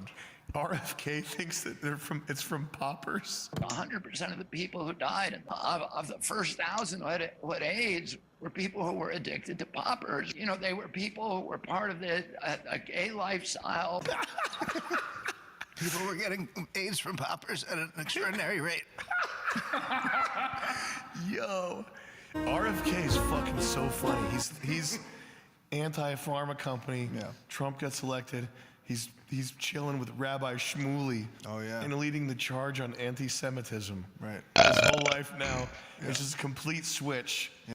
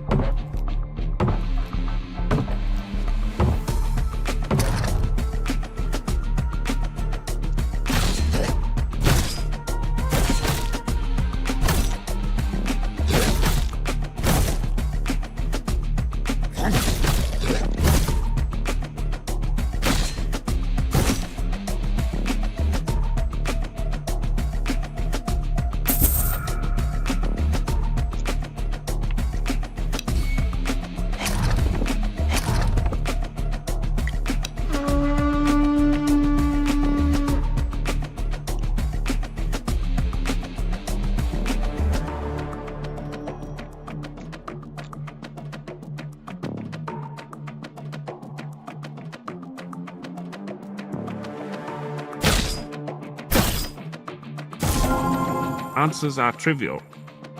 Recalling the question, that's the tricky part.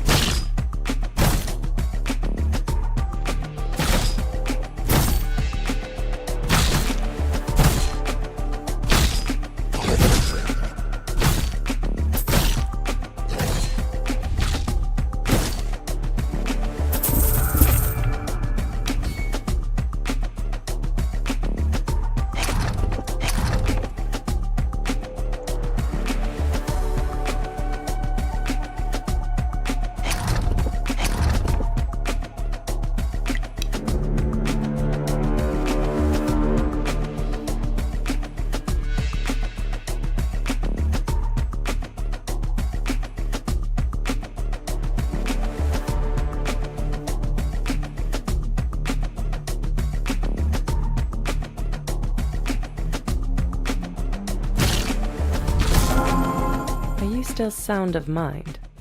That would be rare around these parts.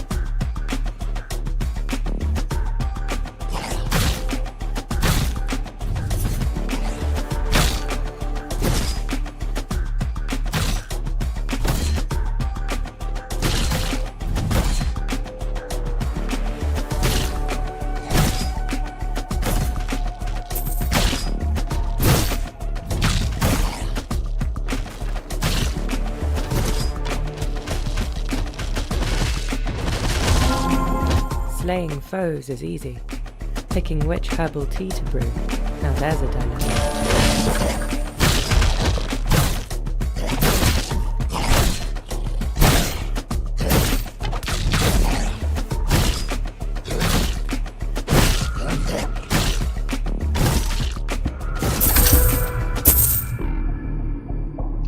How am I stuck? Come on, that can't be real. No way, dude. I'm stuck. The fuck? I'm stuck.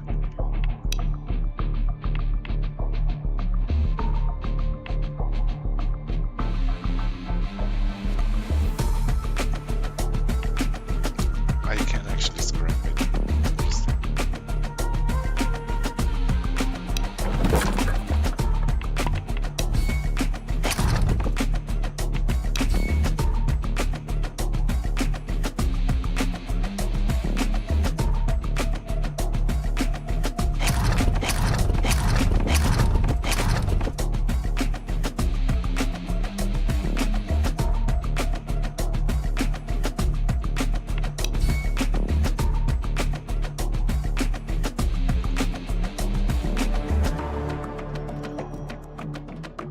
How do you scrap them though?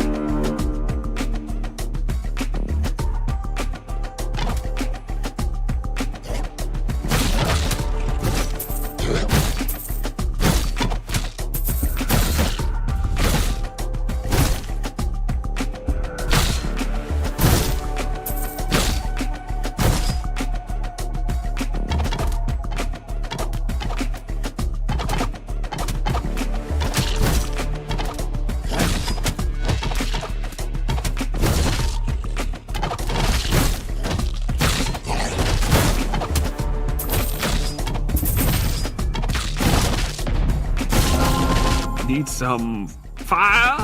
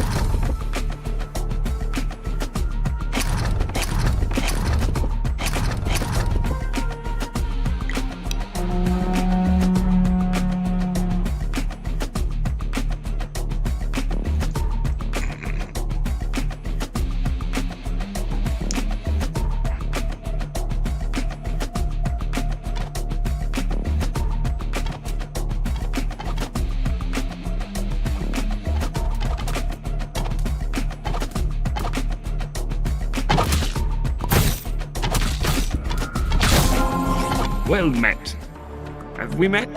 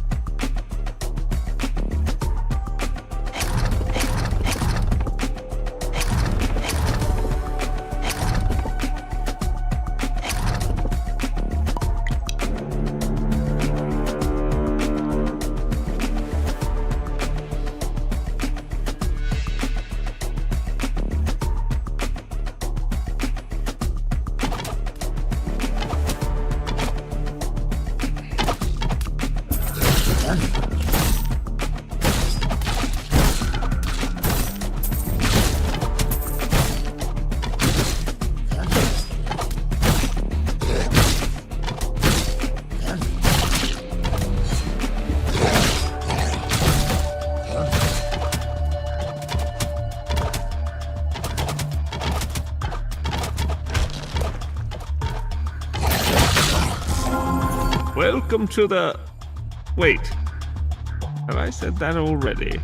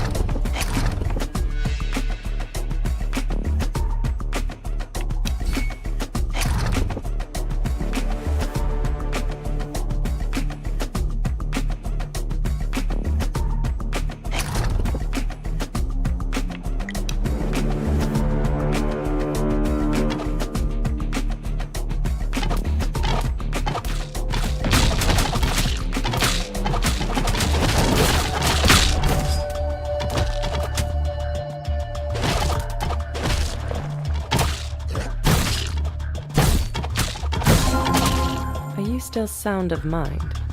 That would be rare around these parts.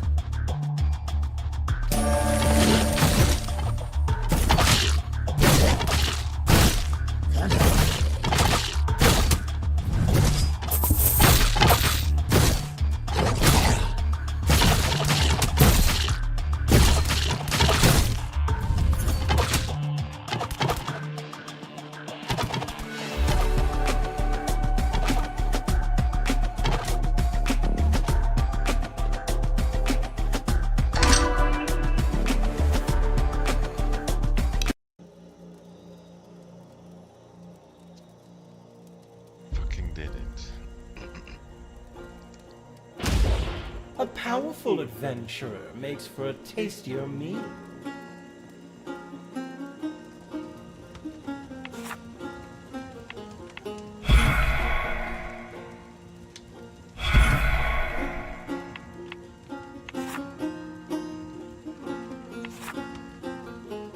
Fucking money though.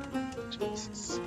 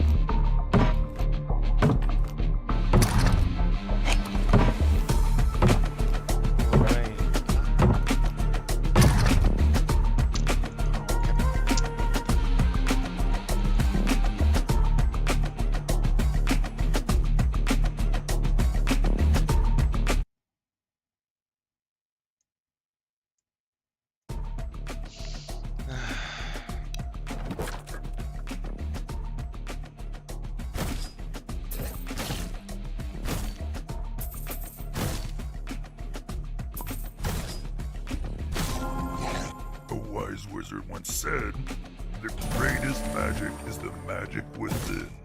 So I ate it.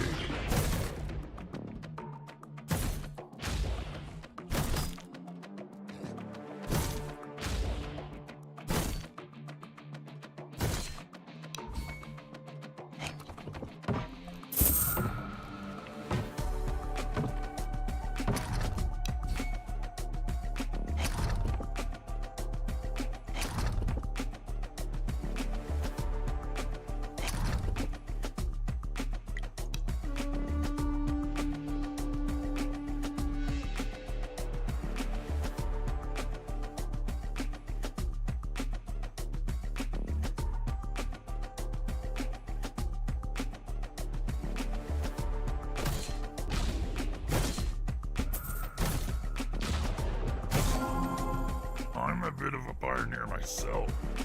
Never cast a spell like it's supposed to. That would be real boring.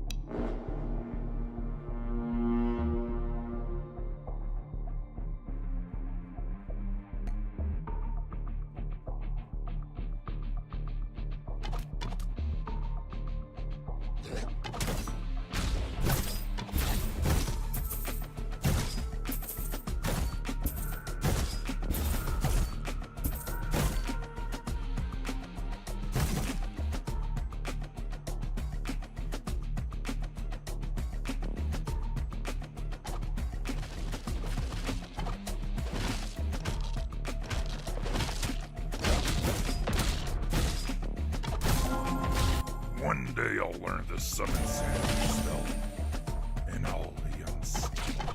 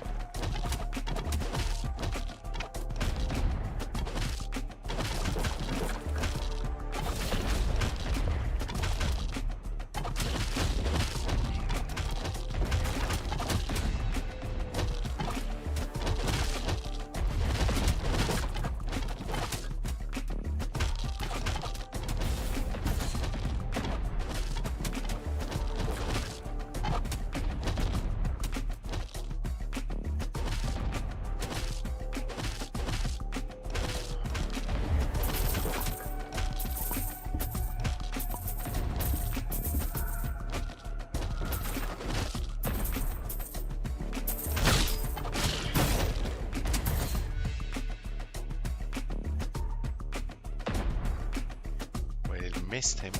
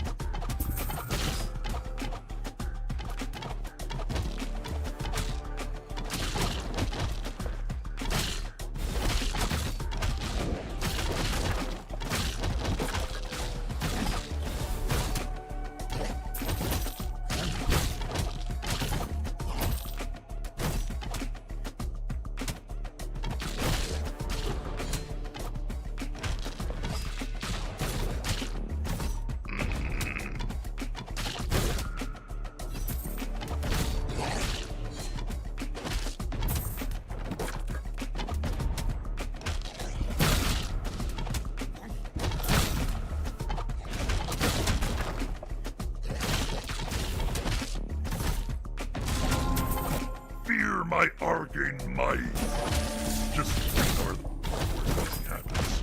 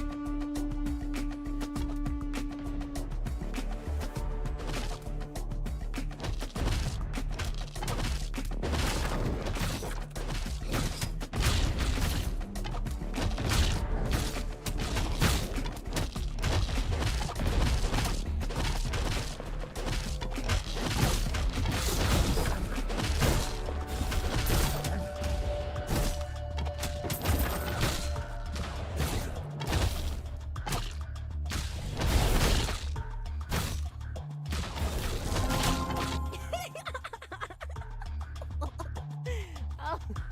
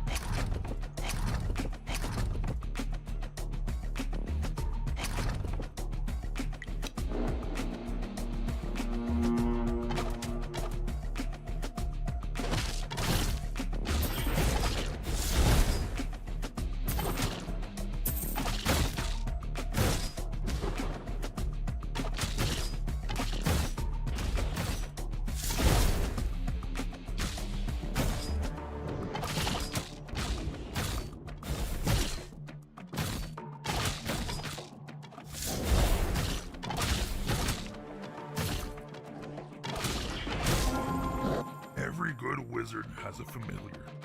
Mine's a rock. He's not much use with spells, but he's great at magic. That's it.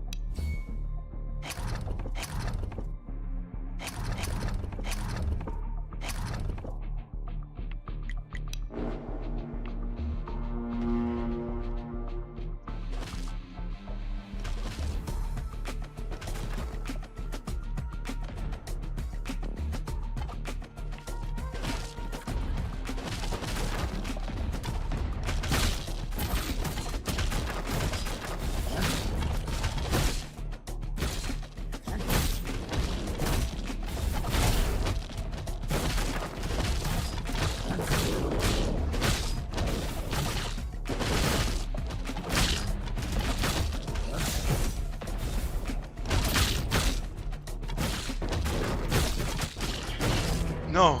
Oh, see, I shouldn't even have fought. Like, when you fight, the risk of dying is higher. Fucking trash. My defenses had have done it, almost. Ah, but we got a lot of blue. Back again, are we? Dust yourself off and give it another go. Fuck you.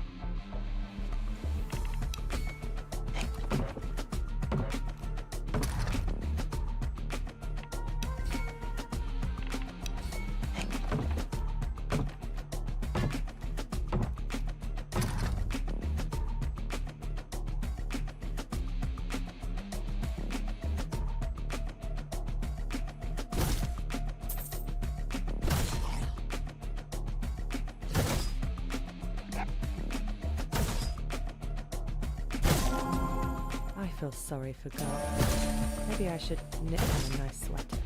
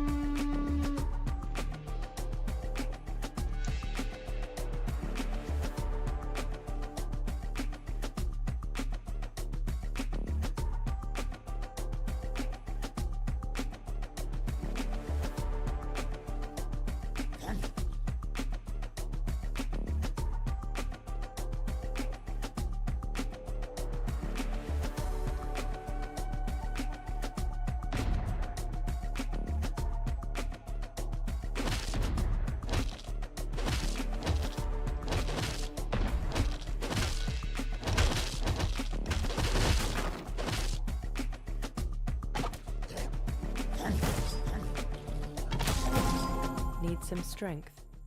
Borrow mine, though it's seen better days.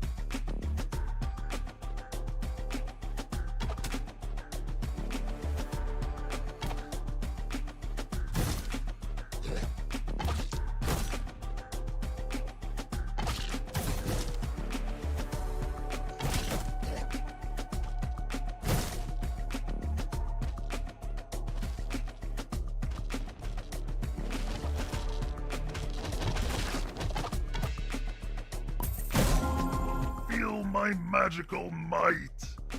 Or at least with my views.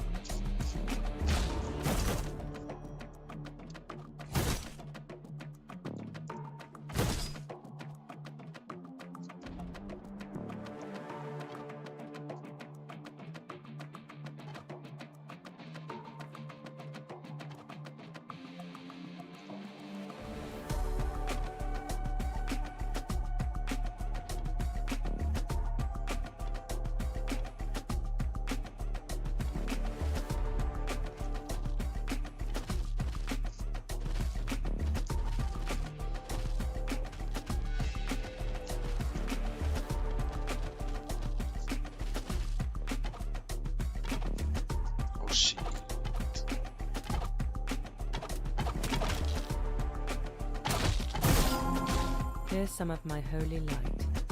Try not to drown yourself. If you do, I won't judge.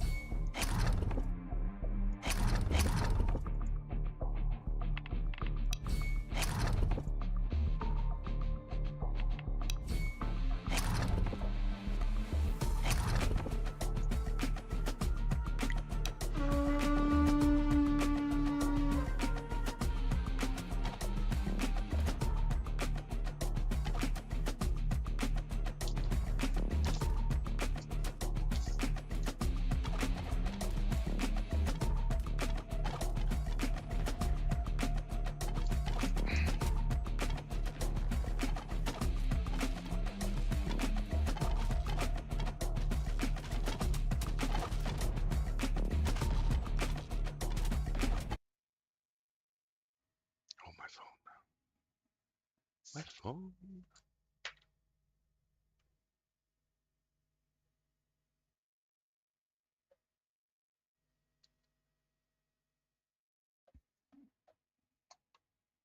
No, did I? Oh no, I leveled up. Oh, I thought the game would pause anyway, but it didn't, I guess.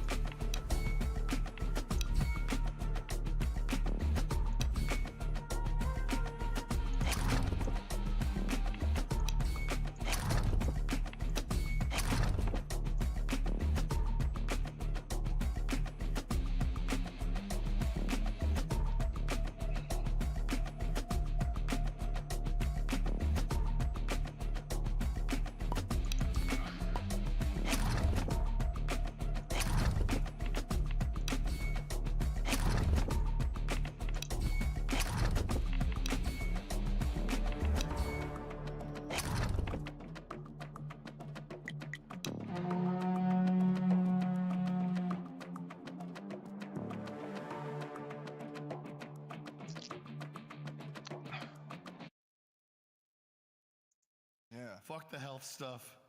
I'm going after anti-Semites. The worst thing for your health is going against the people that have the Samson option.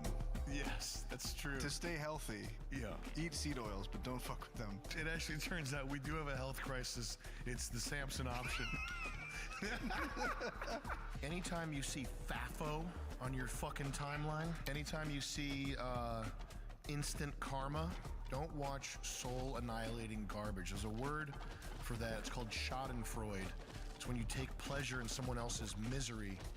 The idea with fuck around and find out is someone keys a Tesla and then gets arrested, which is what should happen. It's a good thing.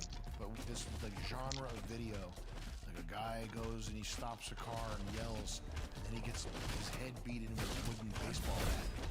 This is not a healthy genre of video to watch, even if our side is winning. It's not something you should watch more than you need to get an idea of how the world works. All you're getting is mental sickness from watching human suffering and going, whoa, cool. That is in particular a boomer thing. They watch videos. This is the primary market for like glitter bomb porch videos, like mail theft. Right. These scenarios where it's like I fought back and I made it through clean. Nothing bad happened to me. That's a viral internet video thing. That's a thing that happens to other people. That's not for you.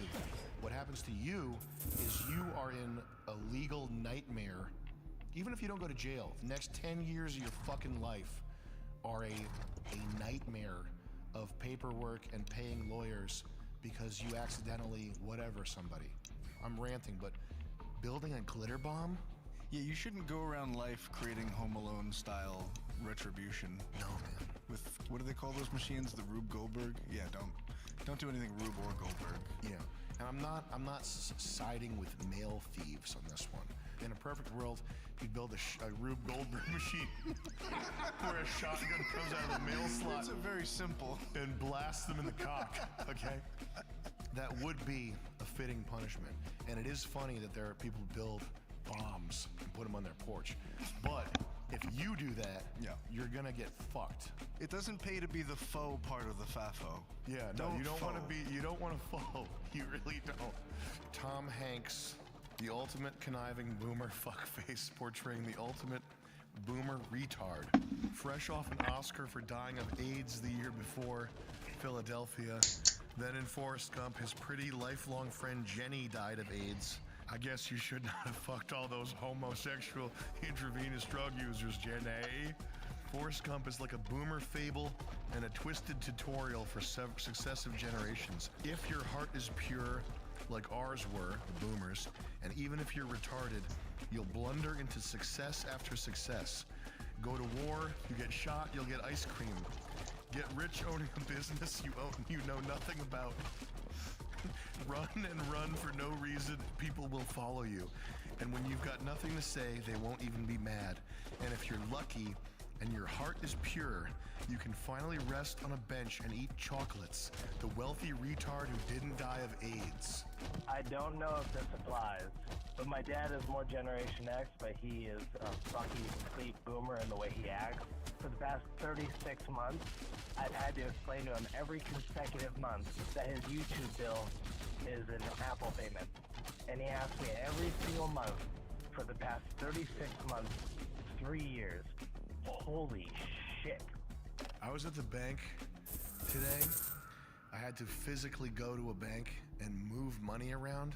Banks are kind of it's a subsect of the boomer mind, kind of not personified, but objectified in like architecture and bureaucracy and the mechanism. Explaining to somebody, a bank teller, what comedy is, and then talking about like what the purpose of a money transfer is for. I probably did 4 hours of banking today to do very little money moving that I just had to do for timing here. If you're doing physical banking, you are poor. Bank of America is so awful. It's really probably the worst institution that America has ever created, including the CIA, MK Ultra, the ADL, NAACP. Bank of America is the worst organization that Americans have ever made. and I'm not connoting terrorism, but when there is a terrorist attack, I will be like the dancing Israelis. I will be doing a jig on the rooftop directly across from the Bank of America, where I've rented property so I can set up my operations, okay, with my brothers, Assad. But Bank of America sucks, and I tweeted asking people for a bank recommendation, and a lot of people were like credit union. And credit unions, like if you look up a credit union, they all have 5-star ratings, but the reason for that is because the people who use credit unions, they go in to do local banking, and the bankers know them by name, and there's like a Keurig machine there, so they're like in the bank chilling, drinking a coffee. And the guy knows my name. Like it's totally inefficient. The system is like fried. It's just as bad as a bank chain like Chase or something. But the guy, they know your name at the credit union. Did they try to establish your name? They didn't try. I think they called me Stan. Oh, you're a comedian? I need an hour to process that and understand how that makes money because we're worried you're a terrorist. Just wait, okay? Just wait. And the people that are in there, they're fucking bums. People who do in-person banking, it's because they're depositing checks for like $300 and they can't figure out how to do it on a phone. And they're coming in doing like $15 transactions. It's like Mickey Mouse shit. Like a grown-ass man with an actual job bringing in cups of change to deposit. If you're one of these guys that goes in for physical banking, you're like super particular. Like I saw a deposit on there for 32 cents. I'm racking my brain trying to figure out where this is coming from. Did I get hacked? And also there was a gay guy who said he got hacked. The guy that came in, he was like, ooh, they got everything. I need to secure my account like right now. I can't use my phone for verification because they have that. They saw me doing it, so he's got everything. He has access to everything. I'm sure it was some like ex-gay boyfriend. Some grinder hookup that like went foul. Yep. Watching regular people struggle to get banking done in person, it's like low rent, depressing shit. The Apple Pay stuff, that's not that bad.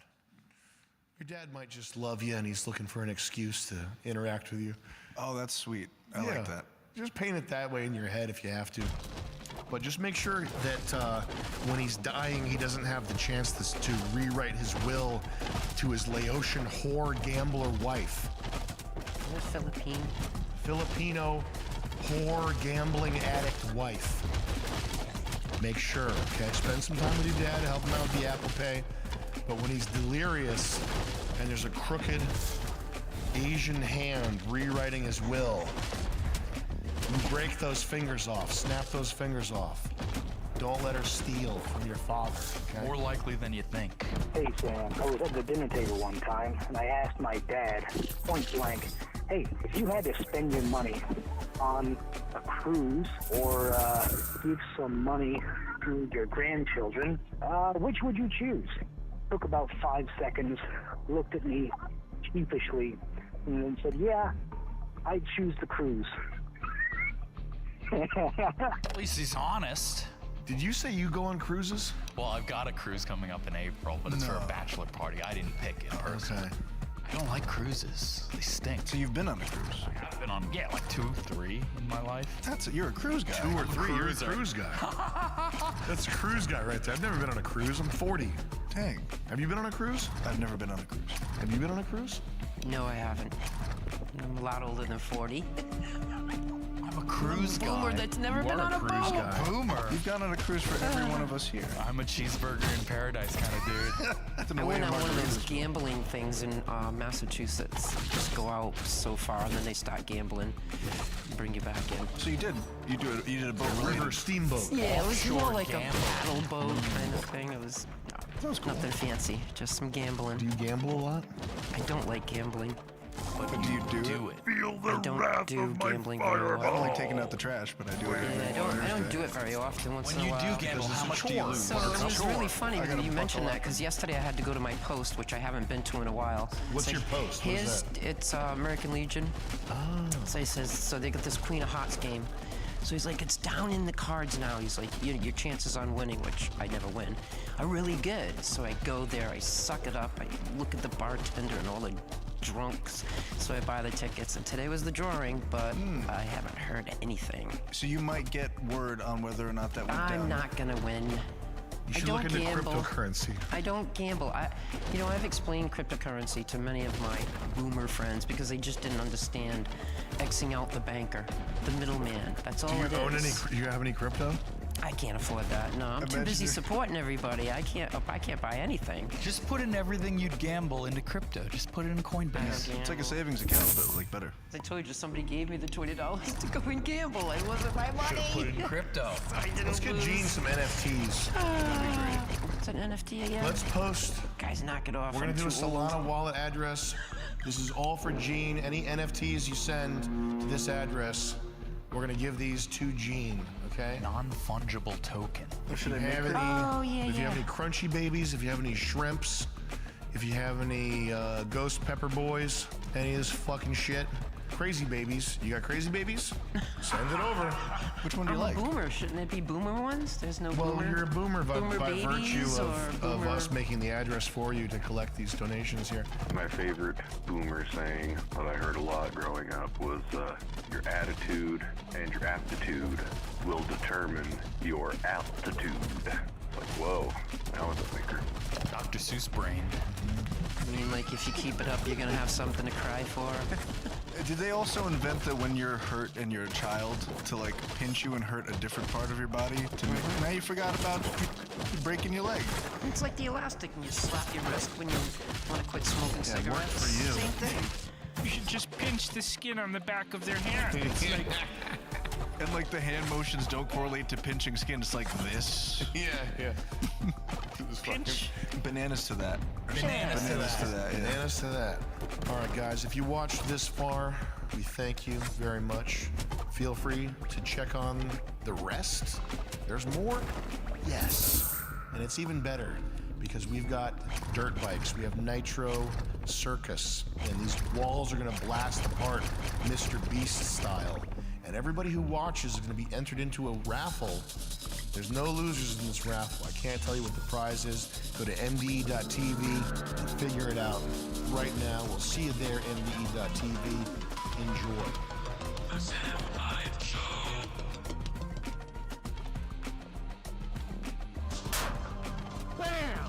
Introducing Sparky Crisp, using cutting-edge reflective metal science. It amplifies heat, helping cook your food evenly, keeping that perfect crisp. Slam! Killer! Do you want your food crispy? Look at that. It's cooking. If you smell smoke, don't panic. It may attract the fire department for a snack. False alarm. That's Chris. I like my food crispy, and I use this guy. Do you like your food crispy? Get in your car, go to the store, get the Sparky Crisp. Know what's good for you. Hallo. Once you Hallo. see the sparks and smoke, Ja, ich finde es noch geil. Und Sanger haben ja eigentlich auch Geld gefunden, aber das hat because jetzt schon fertig gespielt. everything is worth the price of crisp perfection. Falls du noch da bist. Ja. Das finde ich eigentlich jetzt auch nicht schlecht, aber es ist jetzt auch nicht. Eigentlich ist es auch nicht.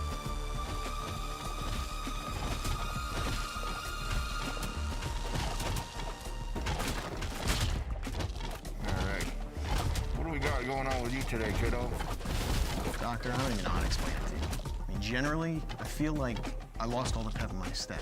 And it's not depression, it's not anxiety, it's nothing like that. I really feel like I'm just getting older. And that's what I'm looking to get back. I want to get that feeling, even if it's just a slice, just that feeling like I felt like I was in my 20s. So I don't know if you could check my thyroid or if excess body fat is a thing, but I have a vague suspicion that it might be something wrong medically.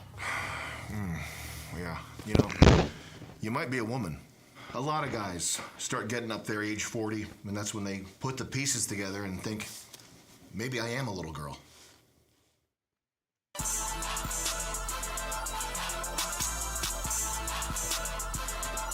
Hallo.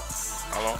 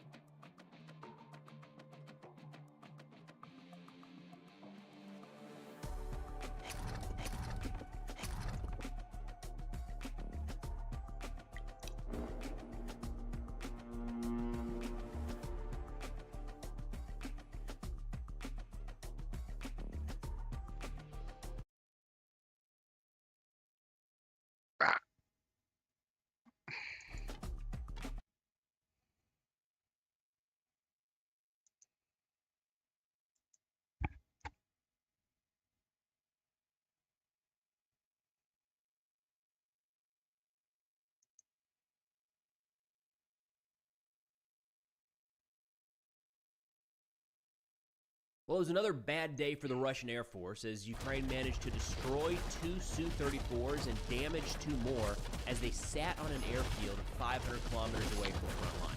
Oh, also, it turns out in modern warfare, snipers are just like drone based, but more on that in a second. Now, this was a statement put out by the Ukrainian SBU yesterday, and I want to be clear at this point, we don't have any drone footage. We don't have any footage from people on the ground, battle damage assessments, and we don't have any satellite imagery. That said, we do have Russians confirming that this strike took place and that the damage is accurate, so we should get additional confirmation in the next 24 to 48 hours, and I feel comfortable enough presenting this as most likely having happened.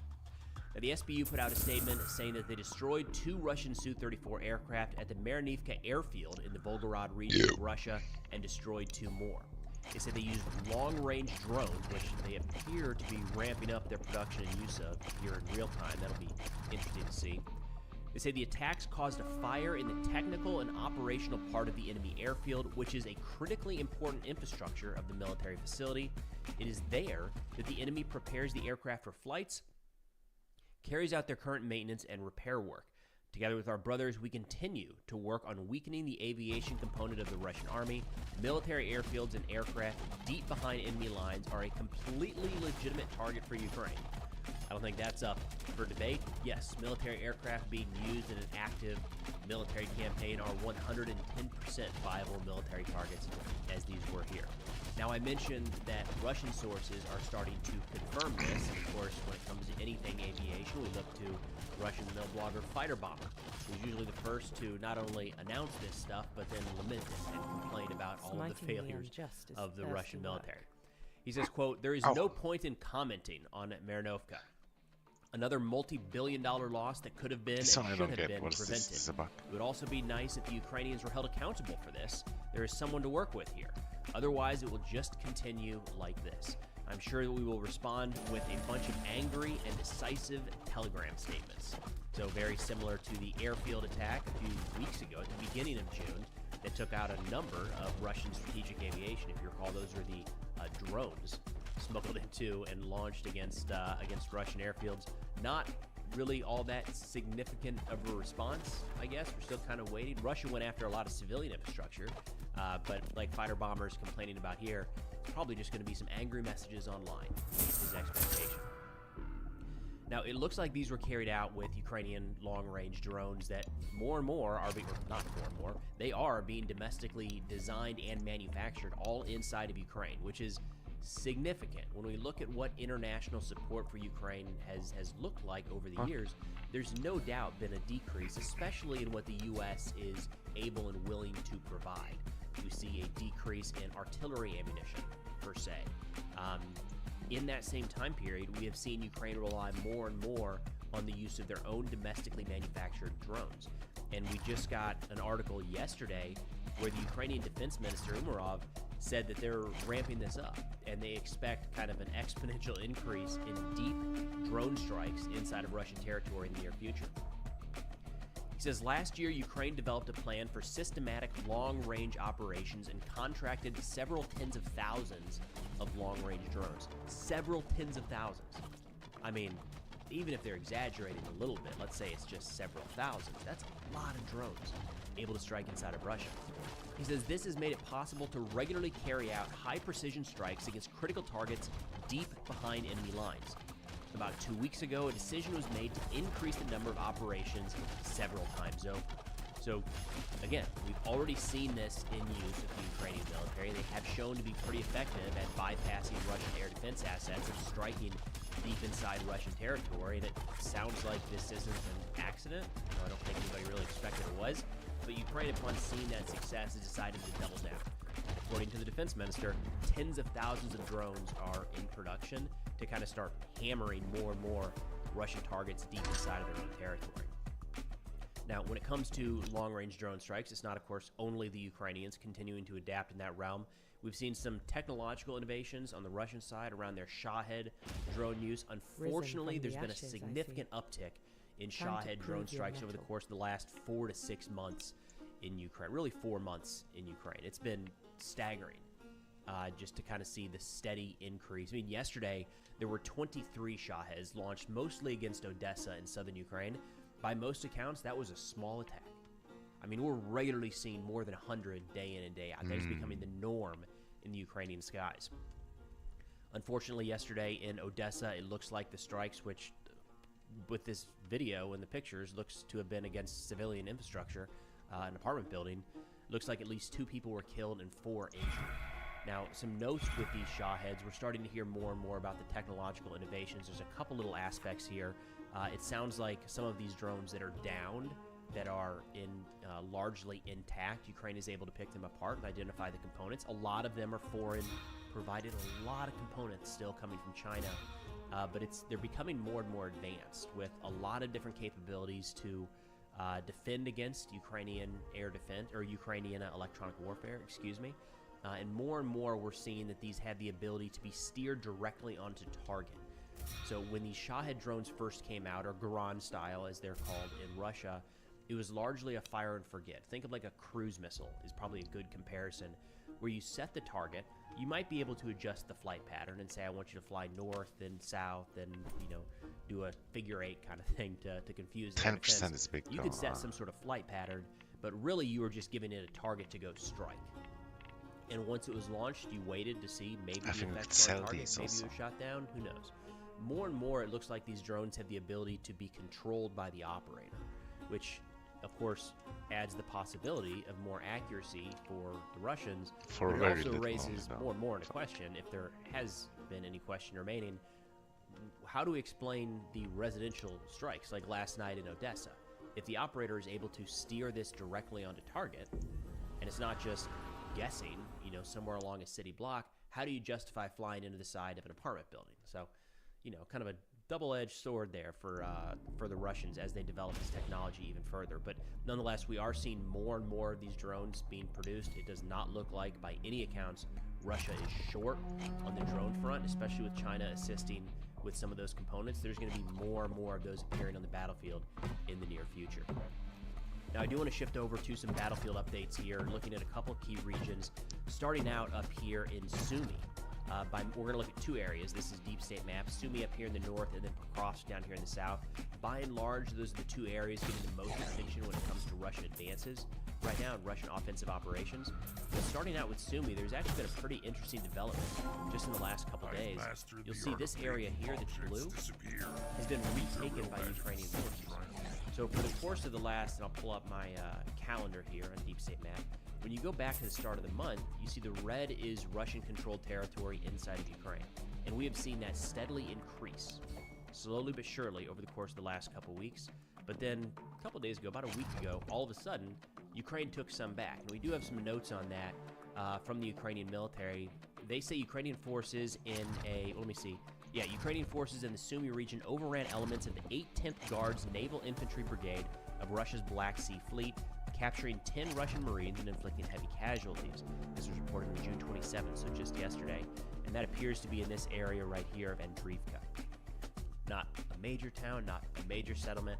Again, you're talking about a relatively small piece of terrain here. If we look off of the ruler, that's 2 kilometers by 2 kilometers roughly, so not anything major, but it shows a significant change that Russia was advancing kind of at a pretty steady clip, and all of a sudden, not only have they largely been stopped, at least for the last week or so, but they're starting to lose some of that territory that they gained. Now, looking at some additional statements here from Ukraine, they say Ukrainian military sources confirm that in the Sumy region, enemy advances have indeed been halted, and we currently have a stable line of combat engagement. These gains were secured thanks to the coordinated efforts of capable Ukrainian units. It took a lot of effort, to say the least, and no doubt significant losses. There's been very, very heavy combat in the Sumy region for a couple weeks now, but notable here, again, is this is part of that buffer zone that Putin has talked about developing across the entirety of the border between Ukraine and Russia. And at least in this area right now, it does appear that the Russians have been slowed, maybe even stopped for the time being. Now, the other area, if we zoom out and down, that's worth noting right now, is down here at Pokrovsk. And this has been a focus of Russian attention for at least going on a year now at this point. So to give you an idea why, if you just zoom out a little bit, you can see that Pokrovsk is critical to maintaining quite a few areas here across the east, and we're starting to see a couple of these pockets develop. And this is, by and large, what we've seen Russia do throughout this war is they go head on. Like, we're just gonna bum rush Pokrovsk, straight in, frontal assault. They take heavy, heavy losses. And then they say, well, maybe we'll go around the side. We saw this play out up here at Bakhmut. We saw this play out a little further south in Avdiivka. We are now seeing that play out in Pokrovsk, and not really Toretsk anymore, but Konstantinovka here. So it does appear, however, up at Chasiv Yar, it is still mostly a frontal assault, which explains why this front line hasn't moved but a kilometer or two in the last like 6 to 9 months. So we are starting to see some maneuvers around the flanks of Ukrainian forces in the Konstantinovka and Pokrovsk area. The top Ukrainian General Syrsky, just yesterday, said that he believes the Russians are massing over 100,000 troops in the Pokrovsk area. Zooming out, I would probably put that a little bit larger, probably all the way here from Bakhmut down to maybe Velka Novoselo, but at least to the west of Pokrovsk, so it's not like there's 100,000 right here just south of the town. But nonetheless, this is clearly a priority for Russia, and they've not made a ton of progress in recent days. Again, if we go to our map, we'll go back a full month, you're talking about just a few kilometers here and there. And if you go week to week, not even day by day, you can just see very slow incremental progress in a couple different directions. That said, you can see the direction of the progress, no longer pushing directly on Pokrovsk, but trying to come around it, form a bit of a salient. An extreme example is going to be right down here, south of, what is it? Tikino, right? Or Toretsk, I'm sorry. South of Toretsk, where you can expect that some of these pockets are going to be closed out in very short order. There's just no reason for Ukraine to continue to operate in there as any number of their forces get cut off. But talking more about Pokrovsk here, turning to some Ukrainian statements, General Syrsky said, they're doing this not just for an operational gain, but mainly for propaganda, to create a psychological effect, to plant the infamous Russian soldier's boot, raise a flag, and trumpet another fake victory. And this is clearly where the vast majority of Russian assaults are taking place in recent days. Just yesterday, Ukraine reported that their forces in this Pokrovsk area repelled 56 different Russian assaults in one day.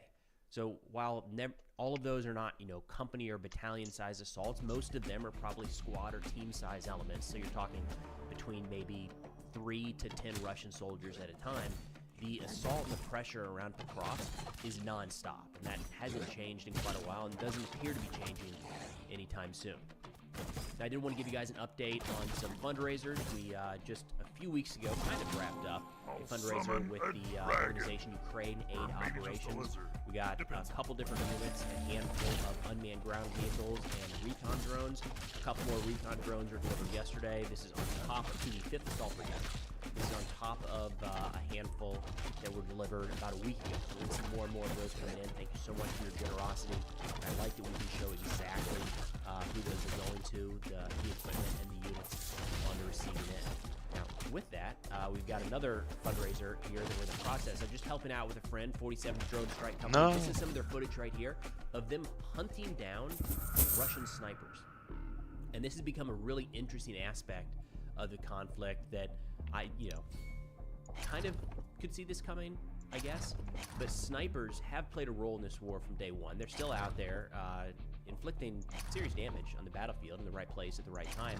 But drones overhead have really rendered a lot of their operations old, out of date, and sometimes useless. So in this video here, the unit that we are supporting with this fundraiser that'll be linked in the description below, we're trying to get these guys some trucks. They are being hunted as well, right? They had a couple of their vehicles destroyed recently, so they're having a hard time getting around the battlefield.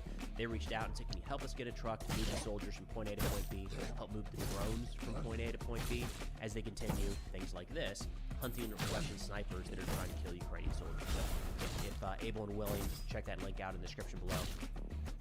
But looking at this change in sniper warfare, this was an interesting post put together about a week ago on a Russian Telegram channel called Battle Unit. I thought this was worth running through. They said, how have drones changed the work of a sniper in modern war? And supposedly this is coming from somebody who has fought as a sniper for the last 8 years. So this has been their primary profession. They've seen the battlefield change through the lens of this role.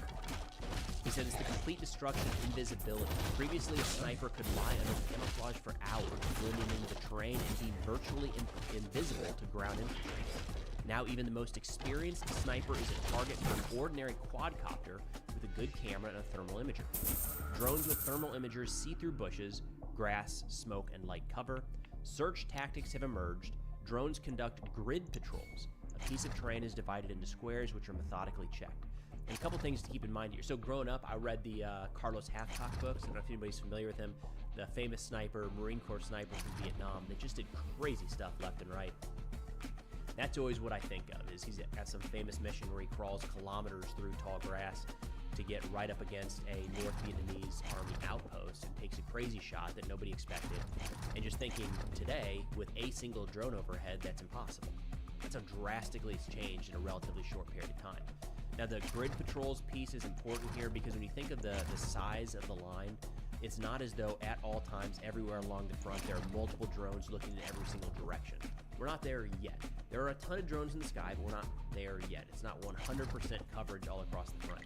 This would be in certain areas where maybe the lines are closer together, just a kilometer or two apart, maybe less, in areas where there's been persistent sniper harassment in the past. So you would expect that in some of these areas where they've seen regular contact or regular assaults, Ukraine, on the defensive in this case, likely has drones up overhead 24/7, 365. It makes it pretty challenging to try to sneak around. Nonetheless, we of course have some footage of these snipers trying to sneak around and getting spotted by drones. They say the lifespan of a position has been dramatically reduced. It doesn't matter how quietly you work. If someone notices the sound of a shot, they immediately raise a copter or a swarm bundle, several drones at once. After a shot or series, the UAV operator checks the direction and resets the coordinates to the artillery's or mortar. The lifespan of a position is 30 to 60 minutes, not hours as before. So again, drastic change. American sniper. You know, he's sitting on the roof, and Chris Kyle's on the roof. He has one position. He stays there shot after shot after shot at times because he's well hidden, which, of course, look, not a sniper, not a artillery guy. But my understanding is you probably could use that spot for a period of time, maybe get a couple shots off without giving away your position. No longer. One shot, and all of a sudden there's drones overhead scanning for your position, and if you're not already on the move by the time those drones are overhead, it's probably going to be a bad day. They say a camouflage war has appeared, and this is interesting. They say a sniper now not only camouflages himself under the enemy's eyes, but also under the algorithms of a drone camera. New camouflage materials have appeared: multispectral networks, thermal screens, capes with heat insulation. A competent sniper carries a cape with him, which can quickly be pulled on to conceal heat. Sometimes a sniper burrows into the ground or trench to reduce the heat signature. And something I always think of with these capes is, would that be a nice to have? Yeah, it wouldn't hurt, but I don't know that you would want to rely on that 100% as your sole means of protection or camouflage from drones. I mean, we can see how these work under drone cameras, and it's something for sure, right? But it's not perfect. And if that's your only means of defense, if you're out in the middle of a field or on top of a building, maybe, it's probably just not going to do the trick. They say the threat zone has expanded. Previously, the main threat was an enemy within the line of sight or reconnaissance on foot. Now a drone can see you a kilometer away, even if you can't see it. More risk zones, not only the front, but also the rear or flank, can shine for a drone. High-altitude reconnaissance UAVs transmit artillery data in real time. This is something that I think, big picture, we lose sight of over and over, is there's this idea that, of course, boots on the ground can see what's right in front of them, or the drones might be looking straight out.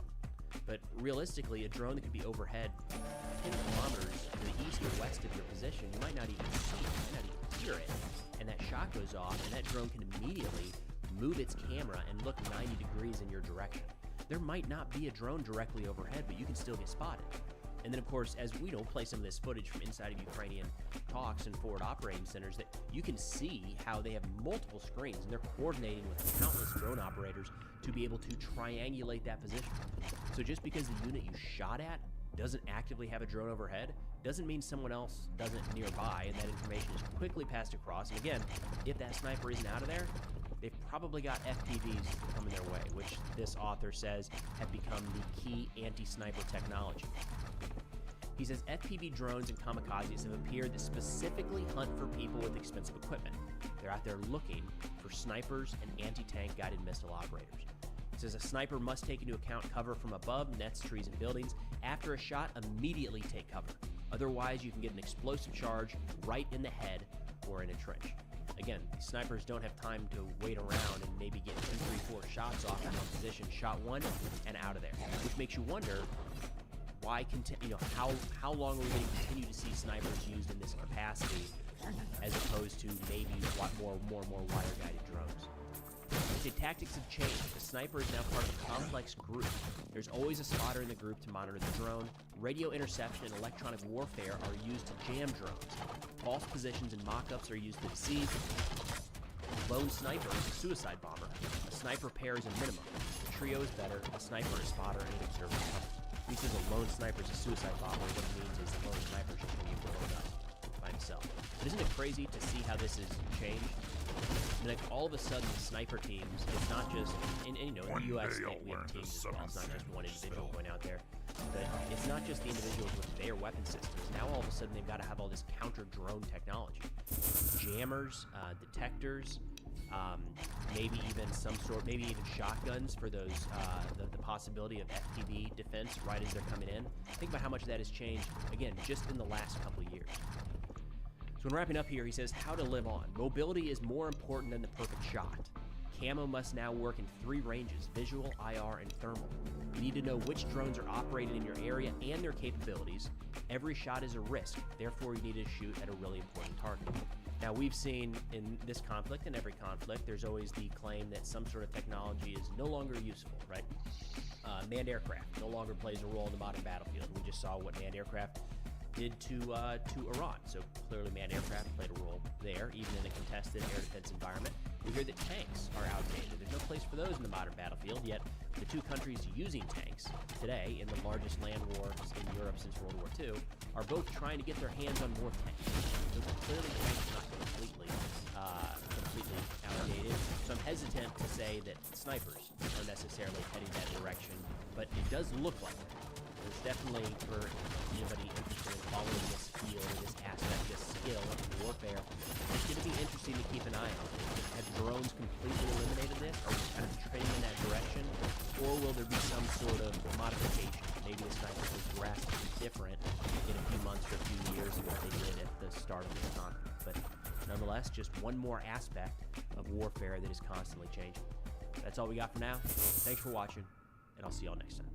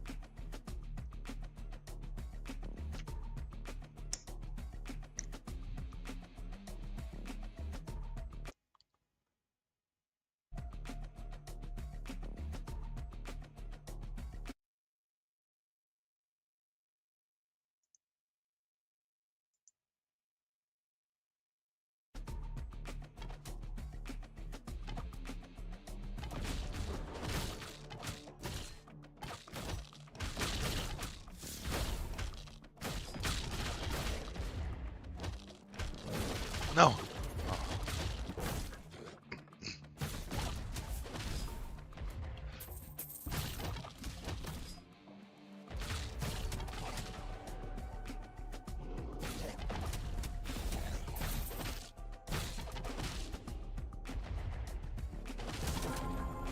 I'm a bit of a pioneer myself. Never cast a spell like it's supposed to go. That would be real boring.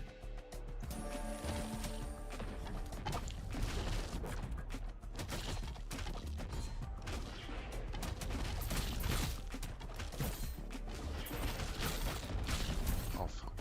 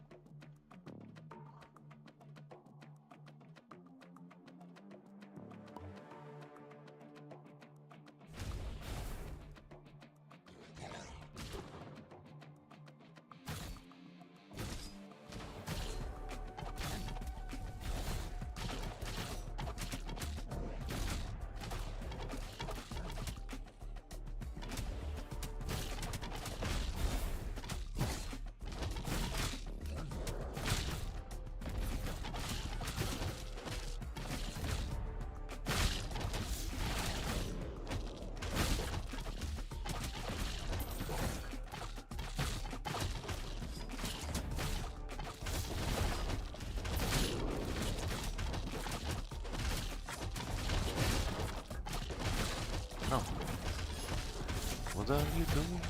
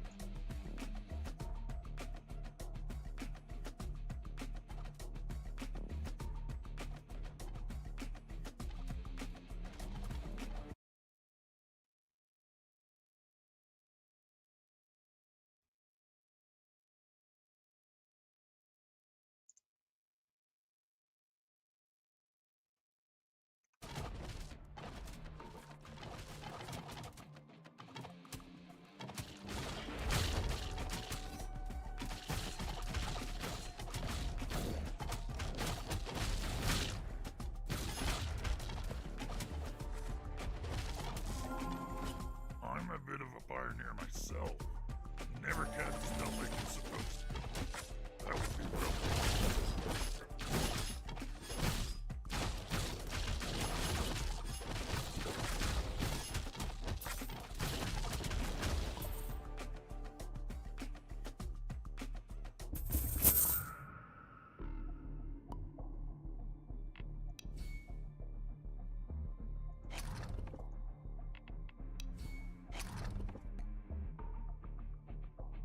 Shit. Well. Oh well.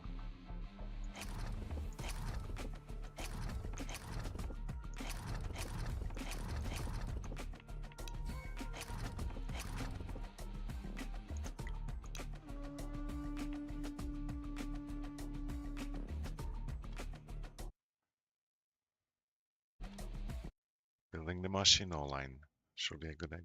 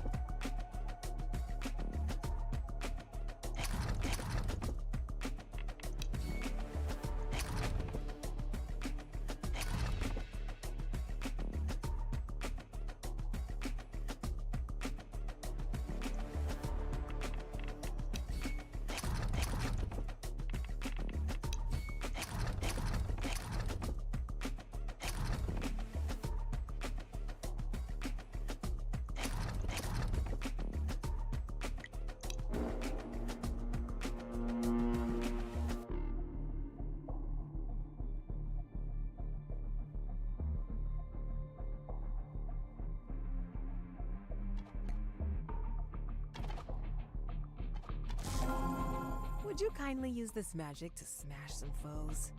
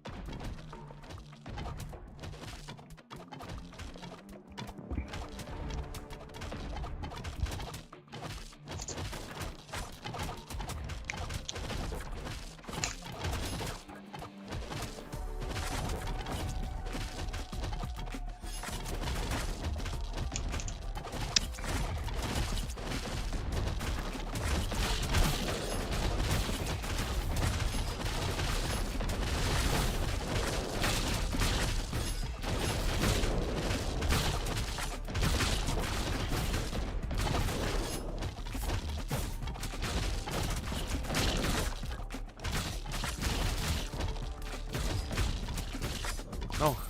Oh my god, that was so insanely close. Wow.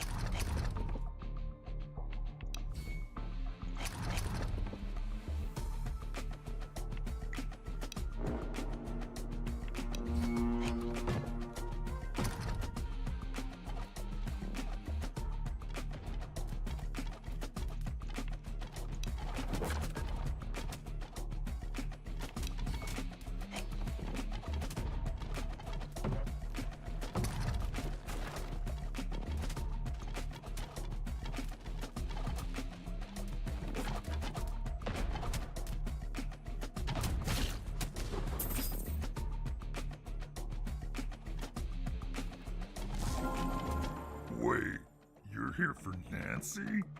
Wow, you must be super brave.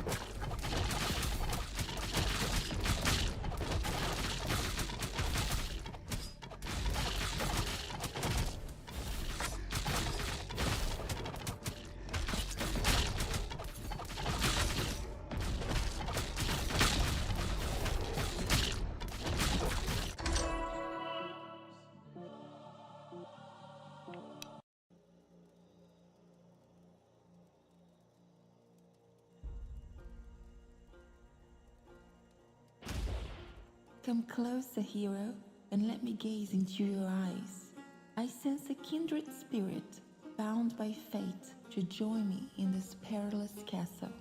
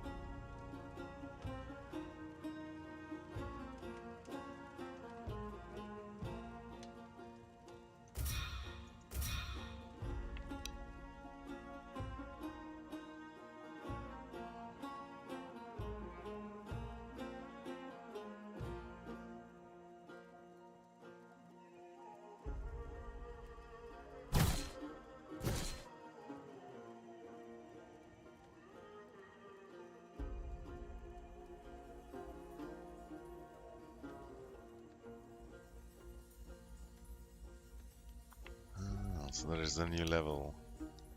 But isn't there a lady also? No.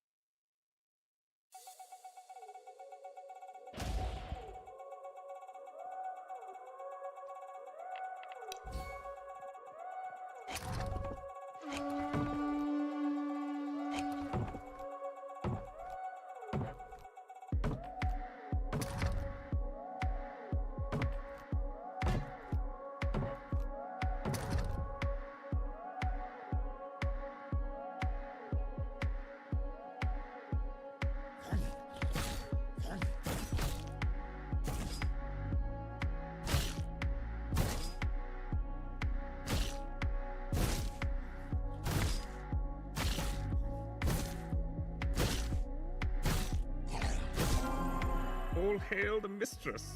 Wait, was I supposed to say that?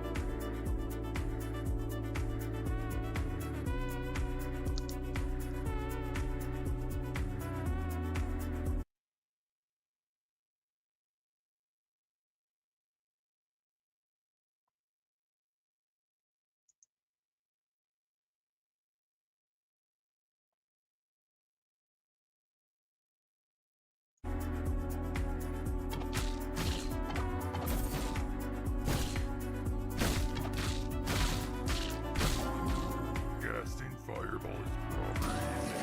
Smack the bunker on ahead and shout fireball!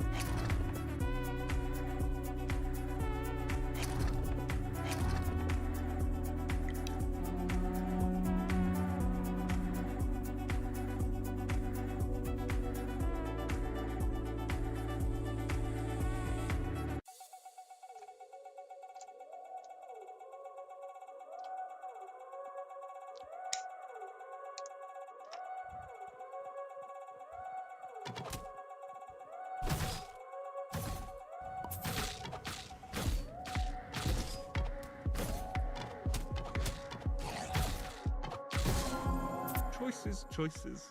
So many choices.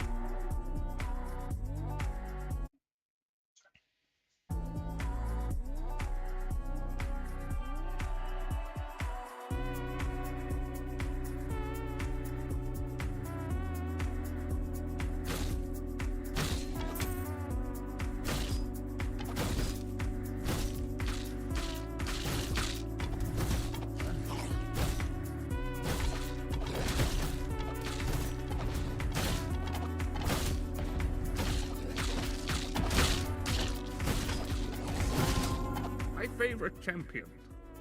You are my favorite.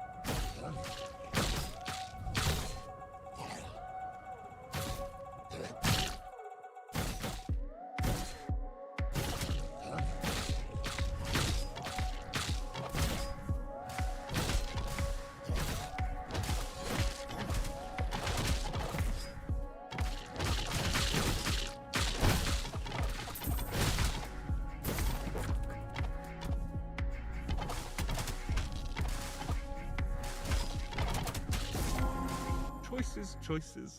So many choices.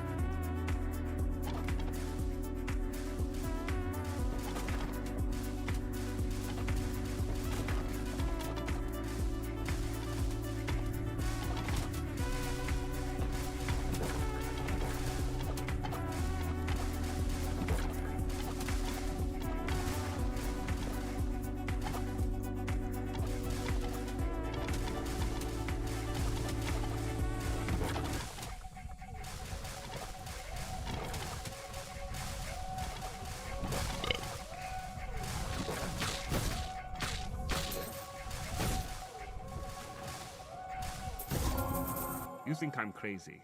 Wait until you see my magic.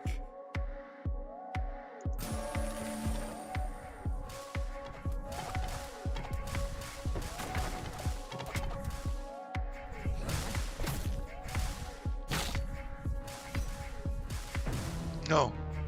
Come on, dude.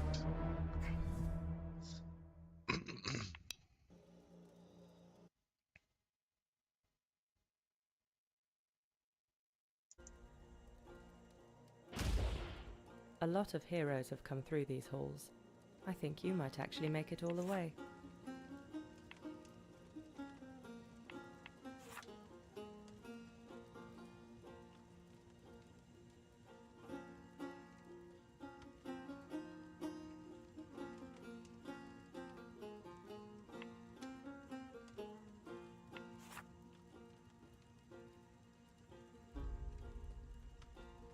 We need this one.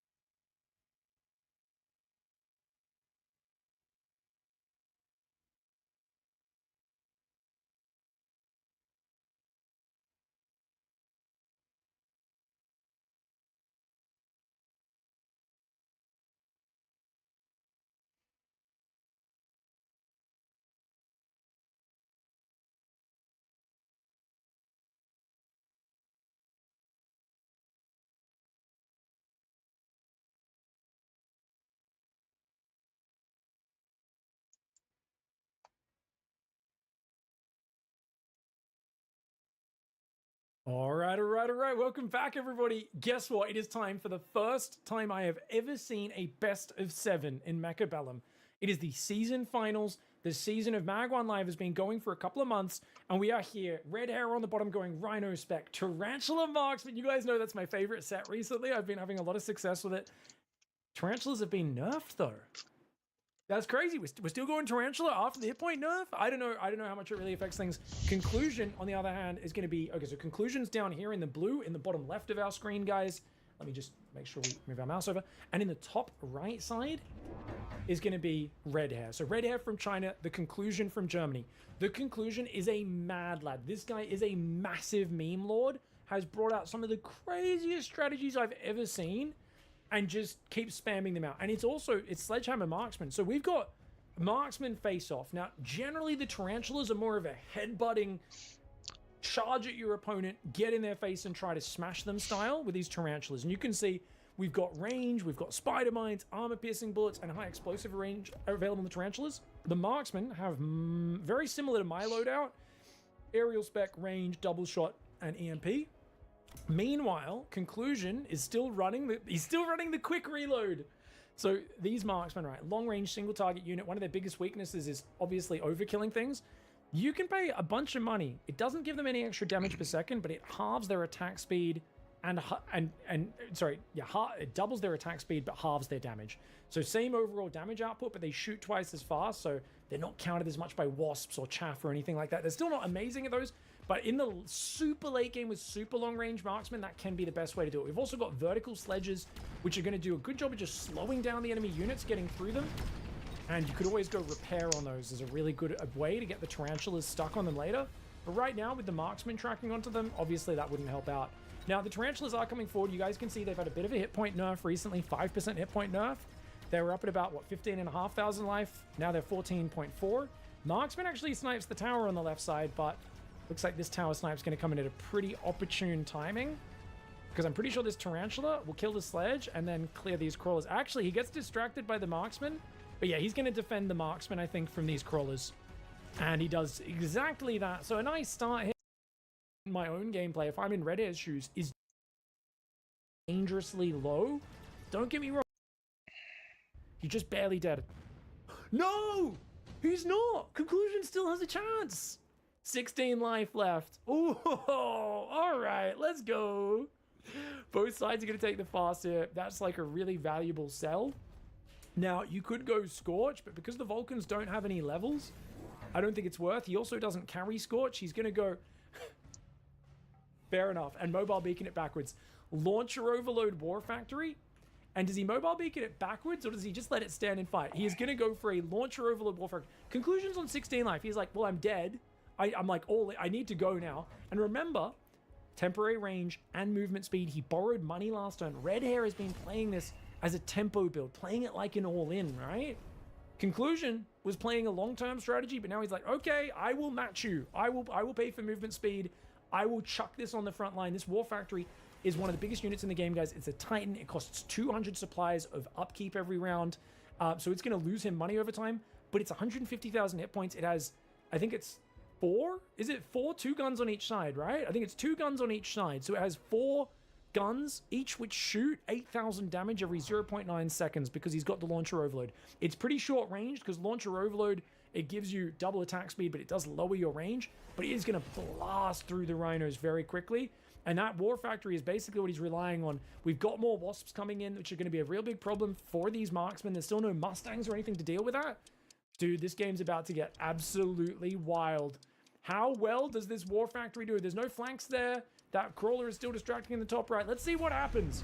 Okay, first Wasp Squad gets cleared. That one got broken by a missile interceptor. The War Factory on the right side is blasting the rhinos and tarantulas down. Left side rhino is a problem, but it's slowed by whirlwind, so it's taking a while to get to the tower, which is allowing the War Factory to do its magic. Remember, guys, Conclusion got wrecked by Fairy game 1 of their game in the semifinals, and then he went 2 War Factory games in a row and crushed him. Conclusion, is this the season where he gets carried to a bloody tournament victory off of the back of spamming War Factories? Is this really that? It just might be. Rhino's going for the tower dive. Marksman, defend! Defend! Oh, they couldn't get it in time. That level 2 Rhino. Oh, the debuff is so big. When your tower's dead, for those who don't know, if you're new to Mechabellum, your units do like 10% damage. They move way slower. And they take about 50% bonus damage as well. It's pretty brutal. But the War Factory survives. You're going to do about 1,000 damage or more. And the crawlers are going to kill the missile interceptor. That's pretty damn good. Ooh, okay. Conclusion survives. Strikes back, as you can see. Massive damage there from the War Factory and the Vulcan. But it's the first damage that Red Hair's taken in this entire game. Now, Red Hair's got to go, okay, do we just throw a battleship? Get an Overlord in the back door? I don't know. Thingo's going to drop a Vulcan. So we're going to do a Vulcan drop. Conclusion, I think, is just taking everything. He's like, dude, I just need to take every temporary boost I can to survive. He can level up the War Factory now. Make it a level 2-1. Super worth. Doesn't increase the upkeep at all. But it's going to double the stats, which is massive. I feel like this guy has no idea. It's not super worth at all. This guy can easily counter it now.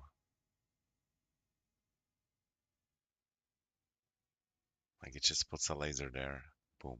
Done.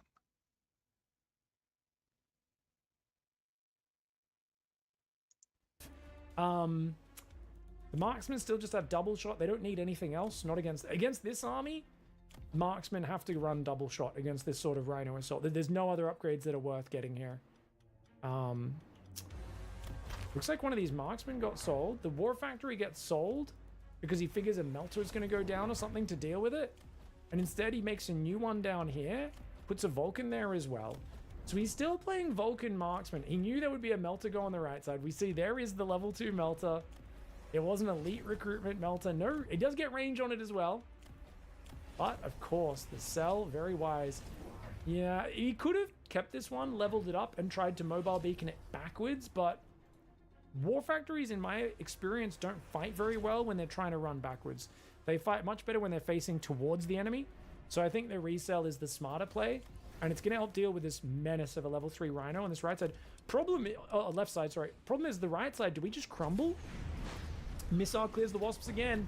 Vulcan's doing pretty well, but that level 2 Rhino with the Photon item as well is going to be really good, the Photon coating. Like, War Factory crushes the left side, but the right side kind of getting wrecked. These marksmen are struggling. Even the level 3 marksman's like, here's 14,000 damage. 14,000 damage with a double shot. Finally, the Rhino dies. But it looks like, oh, the backdoor Vulcan gets a snipe as well. That being said, that's a very expensive ability. It takes forever to cool down, the Vulcan drop. I don't know if this is worth it. I don't know if that Vulcan in the back door is super worth it. Don't get me wrong, we're going to win this round. But conclusion right now is he has to make sure he is cheese-proof. If he drops any round, if his opponent survives with a sledgehammer, he will lose the game. 2 Wasps surviving a round would kill him. Luckily, he does have marksman. He's going to take these out. He's going to win this round. But man, it's kind of crazy. Now, does he level his Vulcans? Because I think they're starting to get some experience on this side. I think he might be able to level one of them. Okay, one of them has a level available. Red Hair's going to take Ion Blast. He's like, dude, I got to get him out of here, man. I got to get rid of these units. Conclusion, could take heavy armor, but he's going to take his own Ion Blast. Probably go for like somewhere over here. Maybe try and... I don't think you can kill a melter with the Ion Blast is the problem. Ion's going to be way better on this kind of static defensive setup of Conclusion than it is on the more offensive, fast-moving setup of Red Hair. But missiles going down to try and help clear these Wasps. There's still no dedicated anti-Wasp anti-air. It's just a few Fangs plus the Marksman. So we're going to see... Yeah, here we go. So we're going to go across that right side line with that Ion Beam. This one's going to come down here and try to blast the Marksman and this Vulcan and some of the chaff as quickly as possible. We are going to have oil go down. Now that's interesting, guys. Red Hair is going to try and run these units over to the right side and lure all these guys through the oil, which they'll be setting on fire as well. So he's going to try and basically oil Conclusion's left flank and just dominate the right side where his Ion's going down, which is really cool. We've got a barrier over here trying to protect the Melter, but it's not really going to protect this Tarantula. Oh, this is a crazy round. It feels like both sides are so committed. Borrowing money, temp range, temp movement speed. Borrowing money, temp movement speed, temp range. The Launcher Overload War Factory still level 1. Hasn't committed to a second one. All right, guys, for the next round, the replay crashed. So we're going to actually watch it off the stream VOD here. Means we won't have game sound. But let's check it out. Dude, I have no idea what's going to happen. This is going to be so freaking ridiculous. All right. Does this pivot work? I feel like This pivot to the right side. The problem is the rhinos are so weak to that war factory. But if you can... I feel red is gonna win. Rhinos left alive, this could absolutely do it. It could absolutely do it. Now, he could obviously get production on the war factory to help with the melters. Here we go, guys. Ion beam goes down. That oil's going to be a big problem because he sets fire to the oil. And now... Never mind. I think the blue one is gonna win. The army chases into it. You see that level 3 rhino running to that right side. The ion beam breaks the barrier on that right side. Doesn't quite kill the Vulcan, but it does take out some of those units. The marksman barely survive. Never mind. I think red is gonna win. He actually blasts his own rhino with the ion beam. Bit of friendly fire there from Red Hair. The war factory died to the melter. The second tower goes down. And this was a beautiful pivot. Really well done. That was the surrender comes in before the round's even over. Oh my god, the picture. Oh my lord. Sus. Okay, I go off.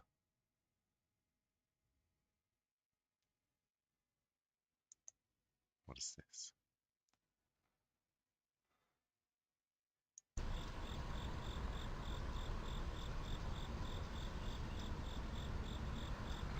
no. There's even a shield.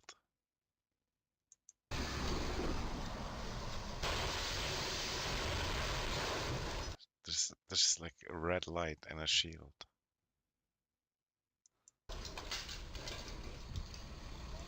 Bruh.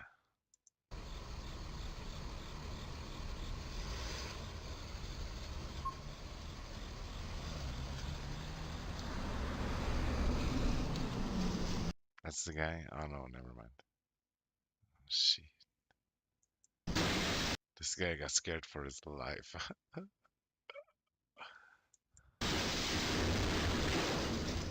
That sound. And kind of like insane installation also, where it protects the bridge because they know it happened so many times already. Maybe the whole construction is trash also, that the height is too low or whatever.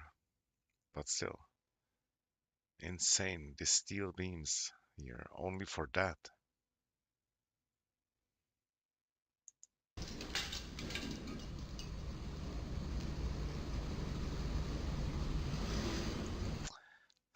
This guy lost his job.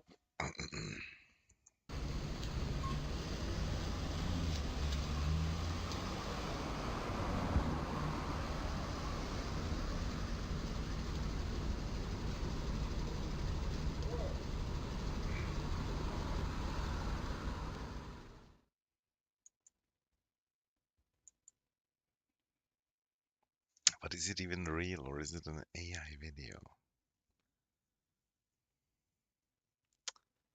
We don't know.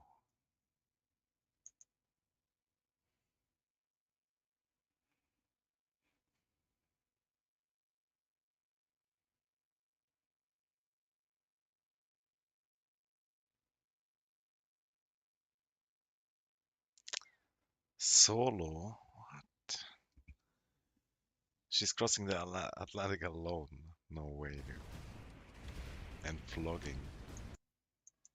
So I was just feeling some wind and I...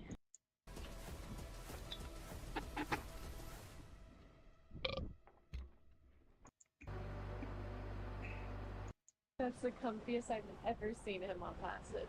He has no care in the world.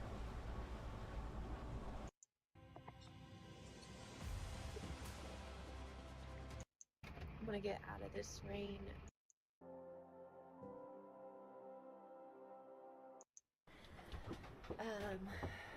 And I... Damn, that's crazy. If it's really real, pretty crazy.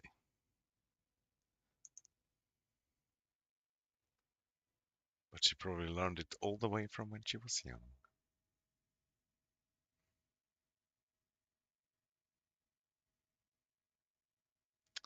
Okay, that's it, that's it.